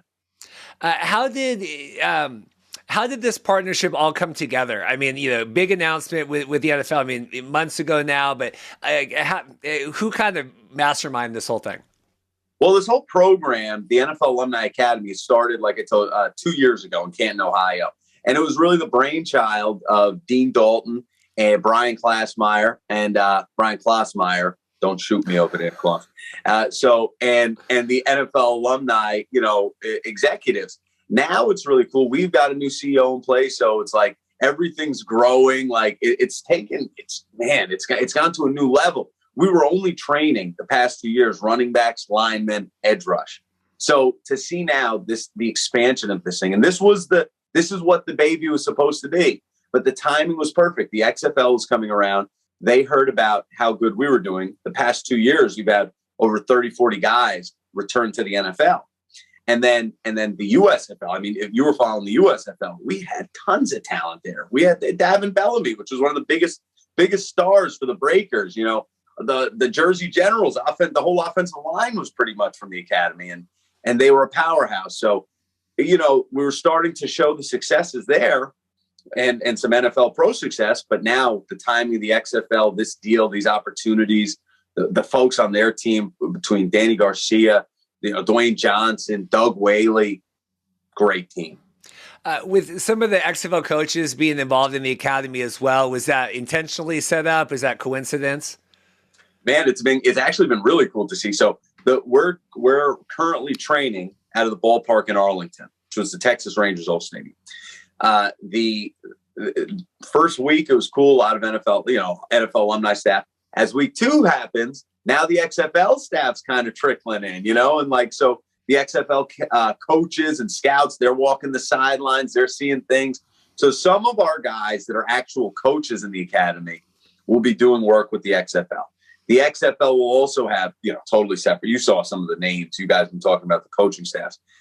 Those guys are there scouting and starting to get a look at these players, because I know a lot of the talk on your page has been about, hey, when's the XFL draft, this and that. So they're starting to get their ducks in a row. Lots of impatient fans, patiently. They said they talked about maybe doing a TV show with the Academy, the Alumni Academy, filming like a Last Chance U or whatever. Any thoughts on that and moving forward with that? We're producing now. You see an image on the screen here from we got you got to see the footage. Maybe I'll send you some. Maybe you guys will be seeing some footage right now on the show and images of camp. But yeah. We got some great stuff, and I think what I'd love to see, this whole thing going on deserves to be a full-blown show on a major streaming platform, because these stories, dude, like it's 60 men, right? Every session, 60 men. It's not just 60 men. Right here on the screen, you got 2 guys, right? But we got lives, we got families, we got stories, our lives. And when you start to hear some of these guys' stories, they become like family, and you start really rooting for these guys. In terms of the XFL and the IFL partnership, and that all coming out, I think officially 2 weeks ago now, has that helped kind of getting IFL guys into the academy, or how is that working? We were off and running when I saw that was announced, so I don't know much about that deal, and I don't know which guys. I don't know. I couldn't answer that honestly right now, which guys are there, but I saw the partnership, and I saw everything they're doing. They really are they want the talent base. We've seen these secondary football leagues come around. And I think the question is always, what's the quality of the game that's going to keep fans watching? And I think they're going to come the closest, if not nail it, with the quality of the athletes. Well, no, and that is, and we were talking to you offline before we hit, I don't think that's anybody's concern, right? I do think the level of quality here, with all the showcases and all the scouts and all the coaches and the academy, everything else. I mean, I think the quality of football will be astounding. It's, it's some of the other things that are surrounding it that are questionable, but how cool is that to see the extra steps being taken by this iteration of the XFL to do that extra legwork on the football side? It's incredible. And then you look at where these guys are coming out of, at training camp. We have Olympic strength coaches with Chip Smith. We got Chuck Smith, Dr. Rush, who's trained Aaron Donald, Mad Max Crosby on the Raiders. He's there teaching all our edge rushing. We got, the recovery for these guys is better than some NFL facilities. With Elevate Health, got the hyperbaric chambers in there. And it's a second to none thing going on. And it just excites me for the world of football. In terms of, obviously now having the mouthpiece of like The Rock and Dany Garcia and everybody helping to kind of promote this, obviously how that'd be helpful in kind of increasing the exposure, right, of the academy. But like, what other things are you guys looking to do to kind of increase that awareness? Well, right now for us, the awareness is going to come from the quality that we put out. So, everything's documented. And please, guys, follow us on social media all over NFL Alumni and NFL Alumni Academy to see all the action. But for us, our work speaks when an NFL team brings on one of our guys and they say to us, wow, we added a weapon. We added a solid guy to our roster. That's our real proving grounds. And then it's going to be, watching the USFL was cool, seeing our guys out there. Watching the XFL and how many guys we put into that league is going to be incredible. And you guys are in to see some talent. I am curious that how, and through you and everyone that kind of works with the players there, I'm curious how that pitches, right? Because obviously everyone wants to go to the NFL. It's the same. We cover the CFL. Everyone wants to go to the NFL first and foremost. But then you're like, hey, there's these other options. Like, how is that pitch for the guys in the academy? Because it's like, hey, you want to get to the NFL, but you can also do the XFL potentially. Like, how does that work? And how is that, how do they take that? I think it was really cool. I was talking to Doug Whaley, and he's going to be coming on the NFL Alumni Lounge. It was really cool to hear him say the way that this whole thing is and what he hopes the XFL is that it's either going to be a slingshot, which represents going back to the league, or it's going to be a soft landing.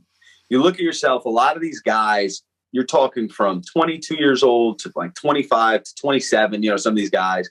So they're at a place in life where it's, if they were just cut from an NFL team or if they were on a practice squad, whatever the case was, they're looking for an opportunity, and we're looking to create opportunities. Look, if a guy's ambitions are the NFL and he doesn't get back to the NFL and he lands in the XFL, it's not a bad place to land.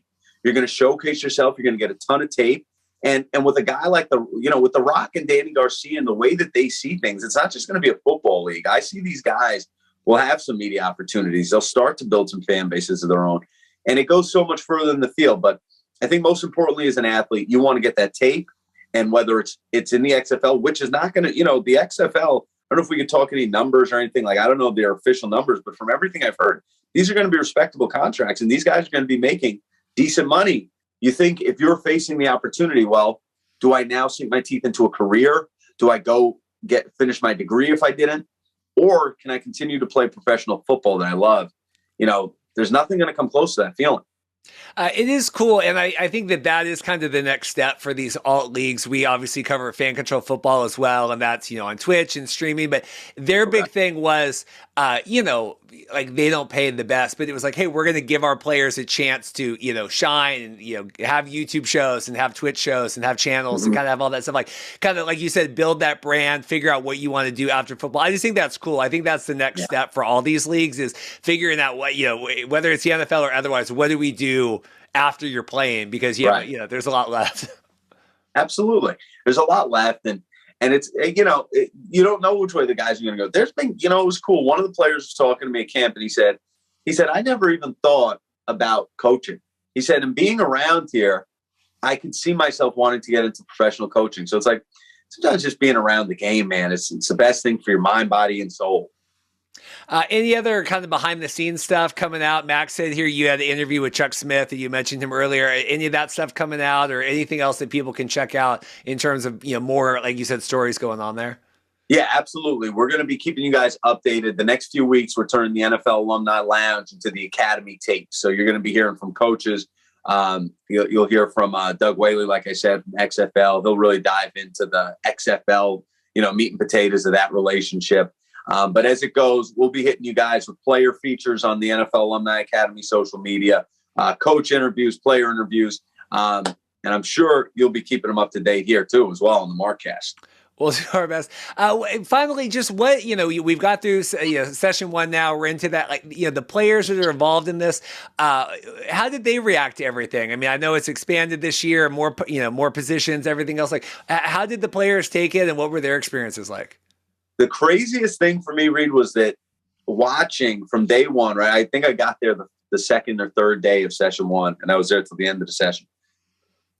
Watching these guys, so you I mean, I thought it was just going to be like almost like nobody will, I'm here for myself, because really it's a short time and you're there to prove yourself to get to the league or get good tape for the XFL. So the guys that were there, a family environment quickly formed, but man, the practice field, it was like an NFL training camp. It got chippy. It got high throttle. Like, dudes were leaving it all out there. I mean, you picture you're in the stadium, baseball field now transformed. It's huge. And they look up, there's cameras. Every angle of the field, there's cameras. And that stuff, one of the coolest things, anybody watching this, one of the coolest things we're most proud of at the Academy, we have a state-of-the-art portal that only the NFL franchises and the XFL have access to. And every day that's cut. Our video team down there, big shout out to Nick at the NFL Alumni Academy. Our video team is incredible. They're chopping every guy's video. So if you were on there right now, you click who you want. Okay, linebacker, boom. You got up close video of him, how he is in the pockets. You got eye in the sky angles. It's really cool stuff, man. That's what I was most blown away by. Well, and as someone that has, I do video in like my real job. It's an incredible feed, and hearing and thinking about the technology that goes into that is really cool. Just any way about it, but I do think that's really fascinating how that all works for you guys. Right after practice, Reed. So, like, as a guy that knows video, right after practice, position breakdown, end of play, start of play, end play. It's freaking cool. Anything else you want to share today? I really appreciate it. I think this is a good addition this week in the show, especially following, talking with Brian Hill last week. Anything else you want to share? No, I just love the support. If leagues like this are going to succeed, if we're going to create more opportunities, things like this are what we need. Your passion is something that's like, you can't make it up. It's real. It's genuine. And that's what the love is that all these players have for the game. That's the love we all have for this game. So football is a community. It's a big family from coast to coast. You know what I mean? And it's just really cool to see the support, see more opportunities. And for all you fans of the XFL and the NFL watching, keep an eye on the NFL Alumni Academy, because there's a ton of talent coming out. I think it's exciting. And USFL, they've got their stuff. XFL, I think all these little entrances, I can never say that word, but whatever, all the little tidbits that they all do. I've called the Alumni Academy like, it's kind of like Survivor Redemption Island, like you can cut from the NFL and then you kind of go in there and work your craft, build your fire and come back. So I think it's exciting. And whether it's NFL or XFL, I think it's a pretty cool story to have. Hey, and if it's Survivor Island, what's that? NBC, ABC? That's big network. So that's what we're talking about. And that these stories do deserve to be seen on that level. And you know what? I think we need to do one day? I think so. This is the first program, XFL program, and I got a packet of cards here. One day we're going to have to do an opening, Reed, on your show. We got to do an XFL card pack opening. You got a lot of XFL stuff there. You're before that. There's the passion there. I mean, are you big time jazzed XFL, just even aside from the NFL stuff? I am, and I might be. I don't know where I fall in that realm. I've always been really into that kind of stuff. But yeah, I think I was a kid when the first XFL came out. As were you, and it was this cool thing where it was different. It's totally different. I know they don't like to associate because they're not associated, but. The coolest thing for me is I seen a picture the other day. I'll text you. It's The Rock walking out on the first XFL game in like 2001, right? And he's there to get the crowd engaged, and he's working the mic. And it's so cool to think this guy's now the owner, but has taken it and the cartoon side of it's gone. And now we're in 2022, and it's going to just be high quality football. And like, it's cool. I do love the XFL brand, and it's cool to see it still living. No, it's exciting. I mean, we were down, even just as someone I've watched, wrestling my whole life, and I was down at Arlington for the hub announcement, being able to ask Dany and Dwayne questions and stuff. It's like, this is wild to think like, I was 10 years old watching this, and now who would have thought? It's a small world, but it's certainly exciting. So you were there at Texas Live across the street? No, so I had they did the city announcements on the Sunday, and then Monday they did the Arlington announcement and the Rock, and then we're there. I had a wedding Sunday night, walked out of my wedding onto a red eye, and then showed up at Choctaw, and then went there on Monday.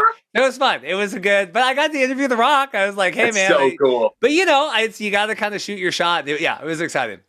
No, your support, I mean, has been awesome, dude. And I look forward to keeping in touch with the show, and I look forward to keeping up with the show. Awesome. Well, Charlie Boots here, Director of Branding. Really appreciate your time. Exciting stuff. Thank you again. Hey, you want a sports fact for everybody? Sure. Here's the sports fact.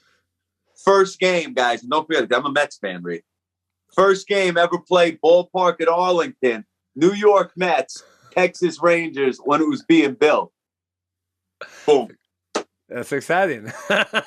Reed, thank you for having me, brother. Appreciate it, man. Thanks again. All right, take care.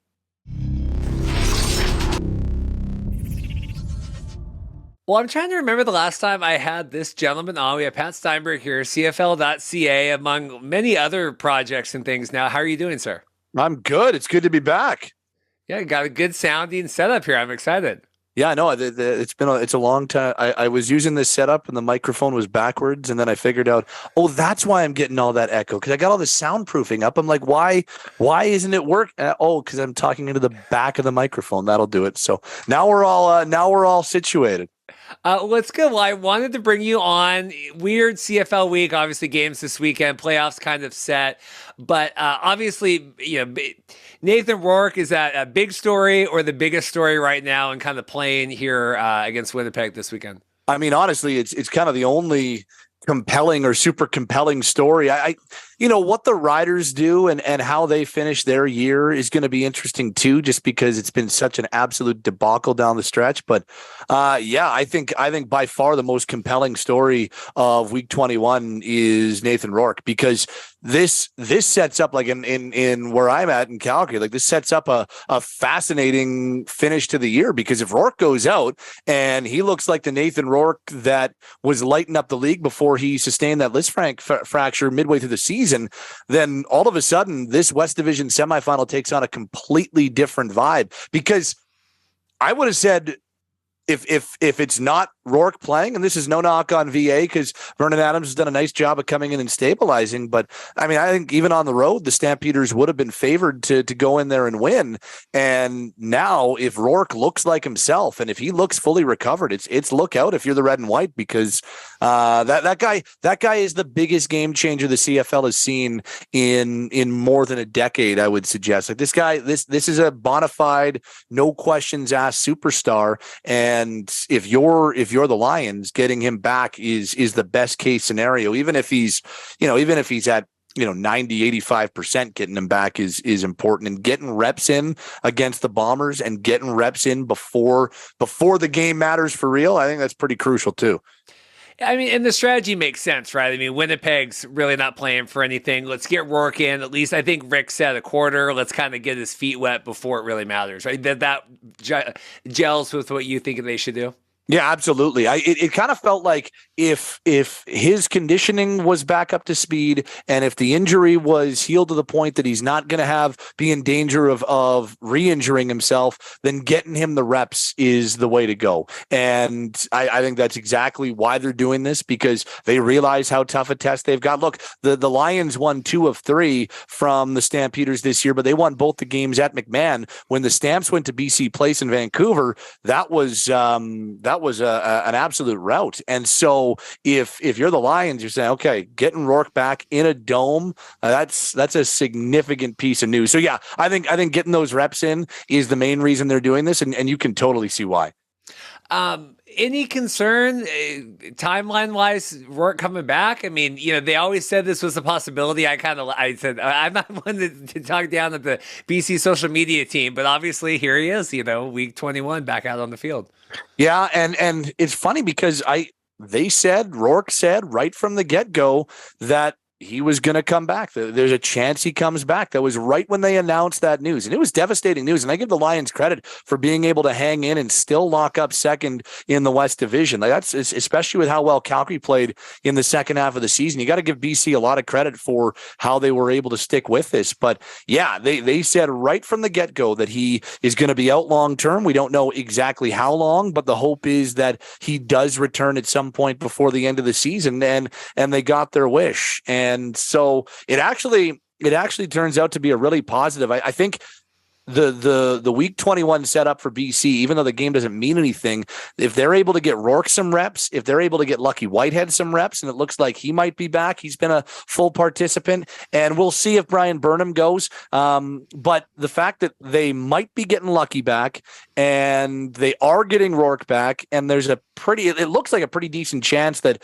Burnham could play the playoff game, things are trending in a really positive direction for the Lions here.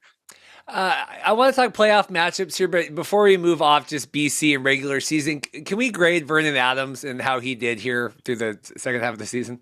I would say for the situation that he was put into and knowing that he was coming into a brand new situation and a brand new playbook and their season was kind of hanging in the balance, for him to go out and complete decent amount of his passes and throw more touchdowns than interceptions. He wasn't spectacular, but he stabilized things. And they needed when O'Connor went down and when Rourke goes down and then Michael O'Connor goes down, you're like, what are they going to do? And Pipkin was not it. So I actually give him pretty high grades. I'd give him B+ type, that, like, just based on the situation they were in with their superstar quarterback being on the shelf and their other Canadian quarterback who is number 2 on the depth chart. He gets hurt in his first game, and Pipkin was not moving the offense very well. For him to come in and do what he did, I give VA a lot of credit. So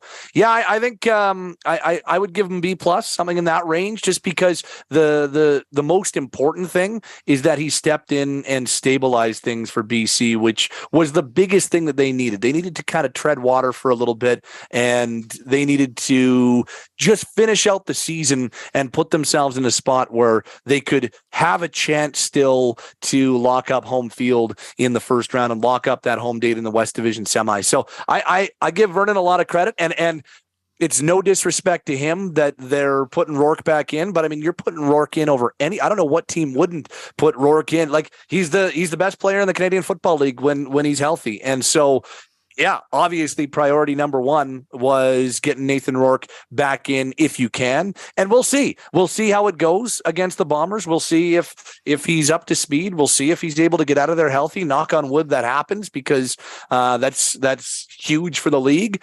And I think Vernon's going to be a good teammate about it. And you take a look at his last 3 or 4 games, he really seemed to settle in. The accuracy went way up. He threw 1 interception in his last 4 starts. And I give Vernon a lot of credit for being able to step in and do what he did. Thank God. I just terrified if Rourke's not playing this. And I know Vernon, like you said, you have respectable numbers and everything. I just felt like it was like BC was at 3 miles ahead in the marathon than anyone else, and they've just kept pace enough here now that Rourke's back. Like, it never felt like, I don't know. I never felt confident going into any BC matchup except maybe the Red Blacks here when Rourke was out. Right. Yeah, and it's true, because I think VA has the ability to be very ineffective in a game, and he's always got that propensity to kind of just have a night where he's getting too run happy and things aren't materializing for him. So he looks at 2 reads and then all of a sudden he pulls it down and he's going. So I would have been with you. And again, I feel bad for knocking Vernon, because he was so good and so important for them and did exactly what they needed. They brought him in to be a stopgap until Nathan could come back. But I wouldn't feel anywhere near as confident in the Lions, especially knowing who they're going up against. And the fact that they're playing in a dome kind of evens things a little bit. The Stampeders played some really good football down the stretch, and the way that they're playing and the way that they're coached and some of the championship pedigree on that team, I feel far more comfortable in that being a really close game than I would have if VA was starting. Yeah, so to move to that, obviously Calgary coming in, I'm thrilled. I mean, I can't imagine we'll be there. My wedding season wraps up here perfectly timed this weekend. CFL is the worst time of year for me to try to watch anything on the week, try to attend anything and then also do my actual job. But we'll be up there on the 6th, Calgary coming in. Got to be the more exciting of the 2 playoff games.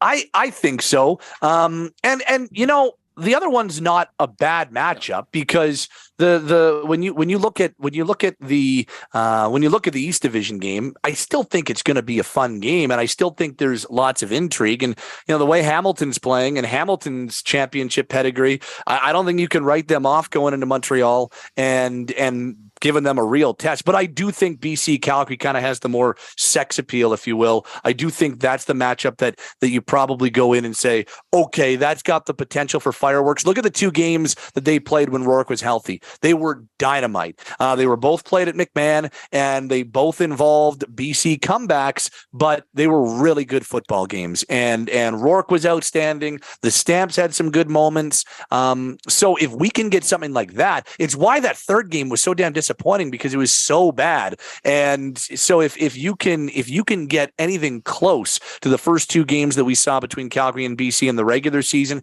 in this playoff game, then I think that we're in for a real treat. I guess there's more like just interesting storylines that intrigue me going into the East Division semi, as opposed to the actual what it could be on the field, because it's just the way Jake Maier is playing for Calgary and having Rourke back and having some of the explosive receivers that each team has. You got the two best running backs in the Canadian Football League going head to head, and Butler and Carey. You've got Bagleton, and you've got Malik Henry, and you've got Lucky Whitehead and Brian Burnham. Like Dominique Rhymes has had this ridiculous season.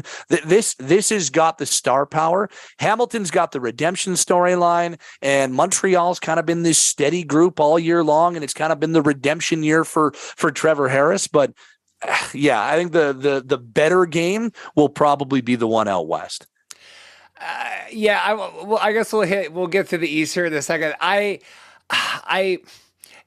With Jake Henry, or not Jake Henry's over listeners, with Jake Maier taking over, right? People confident in him coming in. Obviously, Calgary knew they had, the backup here, in Saskatchewan. It's like the world's collapsing now. We don't know what we're doing, but, Calgary knew that. We had Jake. Has Jake stepped in? Do you feel as good as you did with him? Because people were really high on him when he started, and I don't know how people feel today. I think that the feel is still pretty positive for Maier. He came in, and I mean, you take a look at the numbers. They may not be super explosive numbers, and the interception total's probably a little higher than they'd like.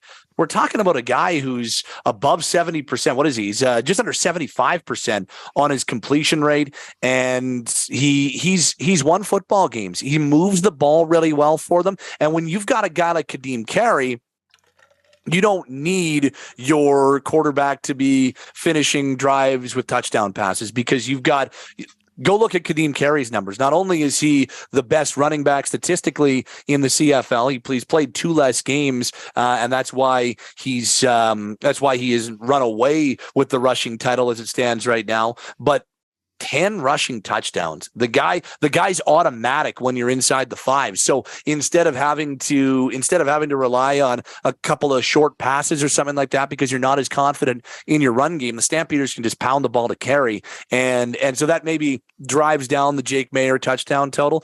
But you're looking at 13-7 for touchdown interceptions. You're looking at just under 75% completion. He moves the ball really nicely. They've won more than they've lost at a pretty good clip with him at the helm. And it just wasn't happening with Bo Levi. And I'm the biggest Bo Levi guy. He's one of the athletes that I've gotten to know the most in my career and doing what I do. I've got nothing but immense respect for the guy, but it just wasn't happening. It wasn't. The ball wasn't moving, and the passing wasn't as accurate, and the offense wasn't as explosive, and Carey wasn't as explosive because the passing game wasn't as dynamic. So I think Maier, even down the stretch, has done exactly what the Stampeders and Stampeders fans hoped he would. And there was kind of a clamoring for it. Like, you take a look at the last year when Jake Maier had to step in and we had no idea who this guy even was. He steps in and he plays really well for him. So they knew he was here. And Dave Dickinson, the head coach, has been a huge fan the entire way through. And so when it was time, it was time. And they didn't hesitate. I thought it was actually a little early I was like, I would have given Bo one more week, but they made the right call. And Dave has a better pulse in his football team than I do. So he made the right call. And it's worked out really well. Must be nice. I mean, here we have the CFL. The whole world is trying to find their next quarterback, and here, Calgary goes from one superstar to another. Like, that's a hard life they have over there. Oh, I mean, the good thing about the Stampeders is that they find quarterbacks. They have had. I don't know if there's a team in the CFL that has churned out star quarterbacks quite like this team did. I mean, or has done. I mean, you go back all the way to the '90s and Flutie and Garcia and Henry Burris and Bo Levi Mitchell and Drew Tate and now Jake Mayer. When you've got a quarterback as your president of football operations and a quarterback as your head coach, and you used to have a quarterback as your offensive coordinator in Ryan Dinwiddie before he left to be the head coach in Toronto, they just got a good eye for the position. They know what fits their scheme. They know what fits their brand of football, and they go out and they like, who knew who Jake Mayer was? Nobody in Calgary did. And nobody even expected him to make the team that year in training camp. There were other names who were a little bit more recognizable around the CFL that came into training camp that year, but they liked him. They had identified him, and I don't think that he was given a spot, but I think that because Dave knew enough about him and Huff knew enough about him that you could see him getting. Now you look back, you can see why he got that spot, even though nobody really knew much about him. So it is a position of strength, and I mean, the Stamps have been one of the better player personnel groups in the Canadian Football League. And I mean, let's be honest, they've been the best player personnel group over the last 2 decades. I don't know if there's a team that recruits and finds players and turns over players and replaces stars who leave better than the Calgary Stampeders do. I mean, the Bombers are starting to put themselves in that category, but the Stamps have been doing it for 2 decades as the class of the league in that regard. Does any of this matter when BC or Calgary loses to Winnipeg the following weekend here in the playoffs? Well, okay. So I do think the Bombers are far and away the best team in the CFL. And this is, we're grading this on a sliding scale, right? I think that they are more vulnerable this year than they have been the last 2 years. Obviously, in 2019, they were red hot, and they rode Zach Collaros and that defense to a dominant Grey Cup win. And then last year, they were the best team wire to wire, and they had to come from behind and win a thriller, but they win their second consecutive. They bring the band back, and they've looked a little bit more vulnerable at times this year. There have been stretches, and it's again, we're great. This is nitpicking the best team that's bordering on being the first dynasty in the CFL since Edmonton in the 1980s. That's how good this Bombers team has been. But Collaros has made more bad decisions or interesting decisions than we're used to, especially in games against Calgary. The defense hasn't been as dominant this year at different times than they have been. And with guys like Willie Jefferson and Adam Bighill and the group that they have defensively, I think that they are the type of guys that, I don't want to say that they will flip a switch, but they know when to bring it. And they know regular season, you're bringing it, but they know how to be at peak come playoff time. And I do think they will be. I think Collaros will be. I think that receiving group will be. I do think the Bombers at IG Field are the team that should win. But let's not forget that Sask pushed them hard last year in the West Final and made it difficult. Like the Bombers were trailing in the third quarter, going into the fourth quarter, if I remember correctly, and then put it together. They're the best fourth quarter team I've ever seen. And that makes them that much more dangerous. But I guess I feel they're just slightly more vulnerable than they have been the last 2 years. Doesn't make them actually vulnerable, just more vulnerable in or by their standards. That was the game that Saskatchewan, they turned the ball over, or Winnipeg they had 6 turnovers. It's like if Saskatchewan still loses the game after winning the turnover battle 6-1 or whatever it was. I think that Winnipeg has got something going on. They're ridiculous. Yeah. This has been one of the coolest building stories I can remember, because it was a slow build to get to where they were, and the Bombers had to be bad for a little while. Then they had to dive into free agency and find some really good players. But even then, they had to still build, and they had to go and acquire Zach Collaros out of nowhere. Nobody thought Collaros was going to return to form, and now he's the best player or the best quarterback in the CFL, at least the best healthy quarterback in the CFL, and it's been a pretty amazing run. And the fact that they've been able to, I know that, Lawler didn't stay and Andrew Harris left and Darvin Adams left. Like, there definitely is there's a turnover, right? There's always going to be a championship turnover when you've got guys that are going to get raises on other teams, but they've brought that core back time and time and time again. And when you're talking about a core of Collaros and Big Hill and Jefferson and Stanley Bryant and that offensive line, it's just and that head coach, it's a pretty, and this could be the last ride. Like, there's a lot of people who are wondering on the outside if this is the last ride for the Bombers, and maybe a couple of guys decide to go in different directions or decide to hang them up after this. I don't know if that's going to be the case. I could see it either way. But this is going to be a fun postseason for Winnipeg. Just to make sure we touch on the East Division here, I know you said, football wise, maybe not as intriguing, a lot of storylines. I know that it ultimately ended up with the game last week with the Alouettes, that the returner was out of bounds and they had the Rouge and all that, but it wasn't lost to me that, a team that fired everybody, all these penalties all year, had 13 men on the field, for the last thing, whatever. Like, what did you make of the Alouettes losing? Now they're, they got to defend, and with the East Division and with Hamilton, what do you make of this whole mishmash on the East? Well, Toronto's been the best team in the East all year, and basically it was happenstance that Montreal still had a chance to win the East, because they just happened to play Toronto in their final two games of the regular season, and they just happened to be 2 games back. And by beating Toronto 2 games in a row, they would have won the season series. So it was very fortunate timing that the East Division was still on the line going into the final 2 games of the year. But really, if you take a look at the consistency, Montreal has been a little bit more up down, and Toronto's been a little bit more steady. Hasn't been perfect for the Argos, and I don't know if you look at Toronto and say they do anything spectacular, but they do a lot of things just really well. They've got an offense that moves it well. They've got good playmakers. They've got a defense that bends but doesn't break. They're not incredible in any one statistical category necessarily, but they win football games, and they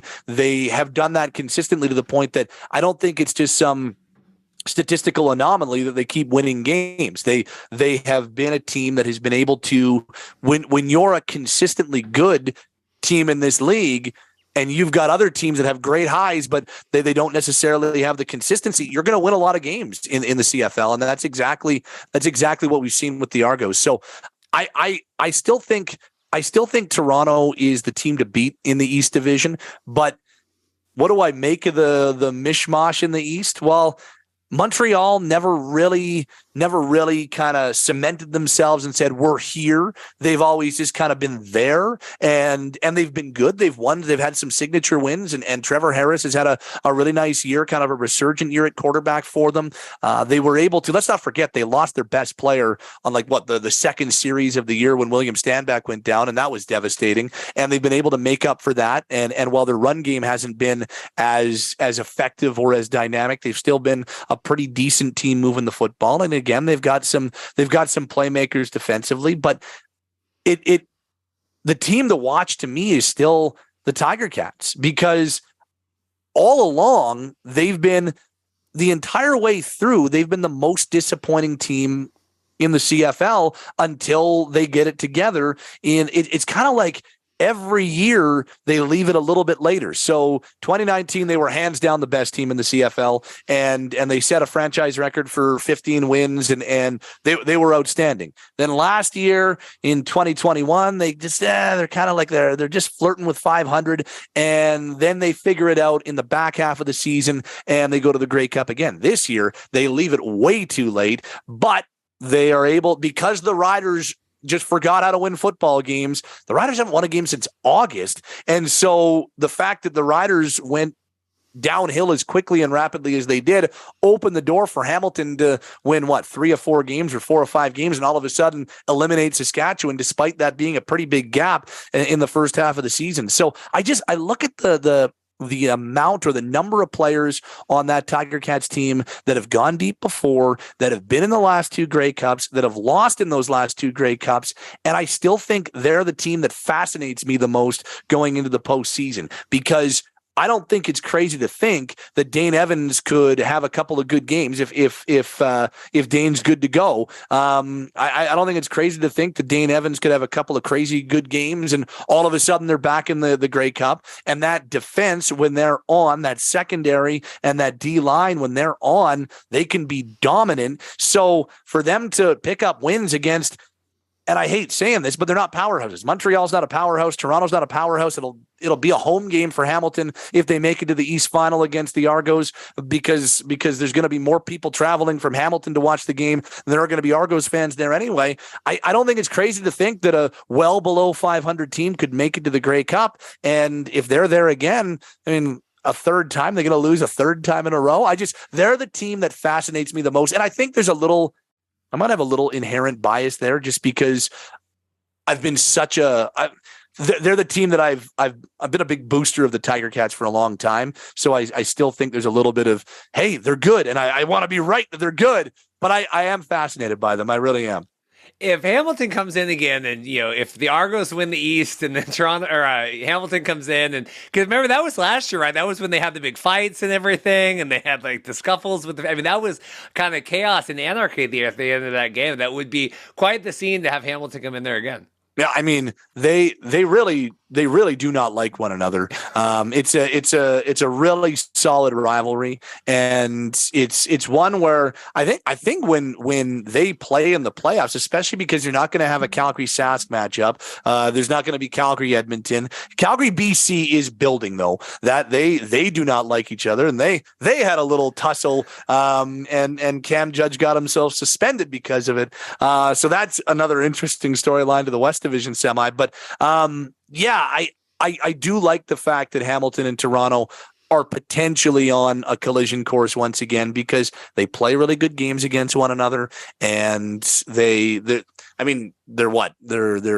45 minutes away from one another. One's a bedroom community of the other, even though Hamiltonians don't like being called that. They're just outside the GTA, and so yeah, if that's the way it goes, there's going to be a lot of black and yellow at BMO Field, and that's going to be. I could absolutely see Hamilton winning a game over the Argos, and the Owls are a group that, when they're on, they can be really tough to beat, but when they're not, they're kind of just a mediocre football team.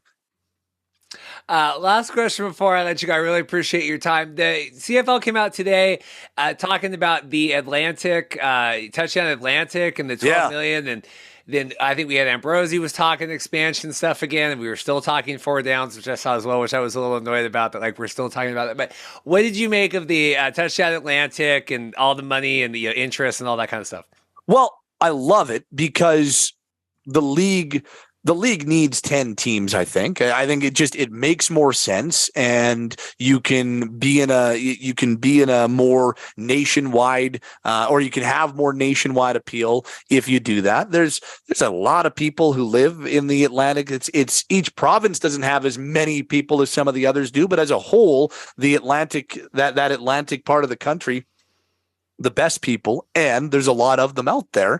And it's just, I think it would be great for the league. It's just at this point, I still need to see the actual infrastructure to make it work, and to be playing in small stadiums. And look, it looked awesome on TV what they did this year, and it was a cool little novelty thing, but you can't have the Arizona Coyotes playing in a college arena for too long, and I just don't think the CFL is going to be viable in expanding to the Atlantic provinces, whether it's New Brunswick or Nova Scotia or wherever they might go, until they can and it doesn't need to be a 40,000 seat stadium, but they got to have a viable spot to play. Like Halifax would be an unbelievable CFL city, but they don't have the large scale professional sports infrastructure. So until that's built, or until it's built in Moncton or another of the larger centers in Atlantic Canada, I don't see it being a right away thing. So I think they should still keep going back there, and maybe it turns into a thing where they do two games a year as opposed to doing one game, and maybe they take it to a couple of different spots, and they've got different options to have smaller scale games there, and they've got, I think, passionate fans who would come out to see it, and you can kind of turn it into an NFL London type thing. But until there's that actual infrastructure in that stadium that can house it full time and make it a viable franchise for the league, I don't know if I see it being an immediate expansion thing. I hope I'm wrong on that. Maybe they've got some plan that I don't know about and where they can make it viable. And then that's awesome if they do. And I'd love to be wrong, but just on the outside, it made an economic impact, and I think it can continue to make an economic impact. I just don't know if you can have a team hosting 9 home regular season games a year there at this point. No, I think that, like you said, the NFL London thing is a perfect example. Let's do that, a couple one, but at least like we have to keep doing that though, because like it's not 9 teams or 10 teams. Like you can work towards that, like you said, over the years. Like let's start trying to build up more of that than just like, okay, that was fun, and let's check it out again in a couple years or whatever. Yeah, and I mean, if they were to commit to doing it every year, I think that would, and you'd probably have to get a corporate sponsor on board to do that, and you'd have to get an arrangement probably with one place to do it. But if you could get an agreement for, when the Buffalo Bills did their thing in Toronto for a little while, and they played a few regular season games, a few preseason games in Toronto, something like that, where and make them all regular season games. But and spread it out a little bit. Sometimes you bring some Western teams out there. Sometimes you bring you bring Toronto, or you bring Hamilton, you bring Montreal. I think that it's a great way to showcase the CFL product to a part of the country that doesn't have it, and I think a part of the country that is starved for bigger time sports than they've got. Really passionate sports fans. I think it has the potential in that setting right now to work. And the more you do that, the more that it lays the groundwork or plants the seeds to maybe be able to actually have a franchise there full time one day, even if it is still 4, 5, or 6 years away. Well, that's exciting, Pat. I appreciate you coming on. It's good to catch up. I thought this was a good spot play NFL preview. Speaking of the Arizona Coyotes, I did see that photo today. They were showing like the visitors locker room with that. But at some other time, I need your hockey mind to explain to me how my Seattle Kraken, we beat the Sabres like 5-1 the other night. Now we're tied with the Canucks. I don't really understand what the Kraken have going on, but that's probably for another podcast. 82 games, man. It's the weird, like the stupidest sport to bet on in the regular season, the National Hockey League, because you're going to be wrong a lot, because sometimes bad teams just win even when they shouldn't. And by the way, the Arizona Coyotes thing, it's the National Hockey League and they're dressing behind curtains. Come on. This is good. Well, I'll let you go here. Brady is I think he's at like the 4-yard line. They're trying to drive back and win here. Buccaneers. But Pat, I appreciate it. CFL.ca and everything else you do. I really appreciate your time tonight. Awesome. Good to be back, man. Thank you. Special thanks to all of our guests today for coming on. Brandon Anderson coming on after work. We're all putting in time, coming in after. Really appreciate that. Brandon's insights, everything else. We'll see. We could be living in a totally different world next week in the land of the Seattle Sea Dragons, for all we know. But we'll see. I have a weird work schedule again next week, but I might be off now if they're going to have the announcements. I would do anything to be able to be like, hey, XFL team names, we're going live. So hopefully we'll see, but stay tuned on social media and all of that. Really appreciate Roy S. Johnson for coming on. Really appreciate Charlie Boots. And really super appreciate Pat Steinberg comes on. I think we've had him once a year now talking about the CFL, big in-depth playoff preview, all of that stuff. Don't forget, get your Brian Scott ball. Okay, so here we go. we did a giveaway this week. I said, like, retweet, whatever, share the post. You could either get the Doug Flutie or the Case Cookus jersey, because I figured we'd hit some CFL and some USFL fans. So I randomly selected the winner. Everyone that put in, as I'm dropping the jerseys here, everyone put in which one they wanted, and I said I would give one away, and I'm going to tell you how you can win the other one here on this podcast. Doug Flutie, you are going up to Calgary. Matt McQueen, longtime friend of the show. Matt said he put, I want to wear the Doug Flutie jersey. I want to wear it around Calgary. I love that. So Matt, send me a DM on Twitter, but Matt gets this. And just look at this beauty. Like I said at the top, official outfitter of the NFL Alumni Academy. But there you go. Matt McQueen, you are getting the Doug Flutie number 22. This is a BC Lions jersey. I also think this is funny. Condolence for your early departure from the CFL playoffs, you scoundrel, because BC is going to kick the living. I will censor myself out of Calgary with Nathan Rourke on the field. So hopefully, sorry about your damn luck, Matt McQueen. Feel better about that. I'm going to grab the other jersey. So we still have some USFL fans. I know there were a lot of people really interested in this beauty, courtesy of Destin Row Retros. Case Cookus, number 10, Philadelphia Stars. This is how you're going to enter to win this. It's free to enter, free to play. It's been a long time since we've had any podcast reviews. The Markcast.com. It's been a long day recording. Markcast.com/review. The Markcast.com/review. You go on there. You're going to leave a review. Hopefully it's 5 stars. Leave a review. Send me a screenshot. We used to do this back in the day, giving away COVID masks. Now you get your very own Case Cookus jersey. So go to the Markcast.com/review. Leave a review. You can DM me, the Markcast, on Twitter. You can send an email, the markcastpodcast@gmail.com. It's also on the website. I'll give this away next week. So if you're like, man, Reed, I really wanted this Case Cookus jersey. It's a size large. I'm mailing it away. I'm not keeping it. So leave us a review, themarkcast.com/review. You could win your very own. What other podcast is doing this? What other podcasts are giving away Doug Flutie stuff? We're giving away signed Brian Scott footballs. I'm a madman. Really appreciate it. Like I said, stick around. We'll figure out what's happening. Was going to go down to Vegas for the draft. We don't know if that's necessarily happening on that date here now, but we will be up in Regina for the Grey Cup. I have all that. I think I'll announce next week. We have all of that stuff figured out for our big Grey Cup show, so I know you'll be interested in that. I have rambled way too much. I have 10 minutes of me recording, just talking to myself here in front of the computer. Thank you all so much. Like and subscribe. Take care, stay safe, and God bless. See ya.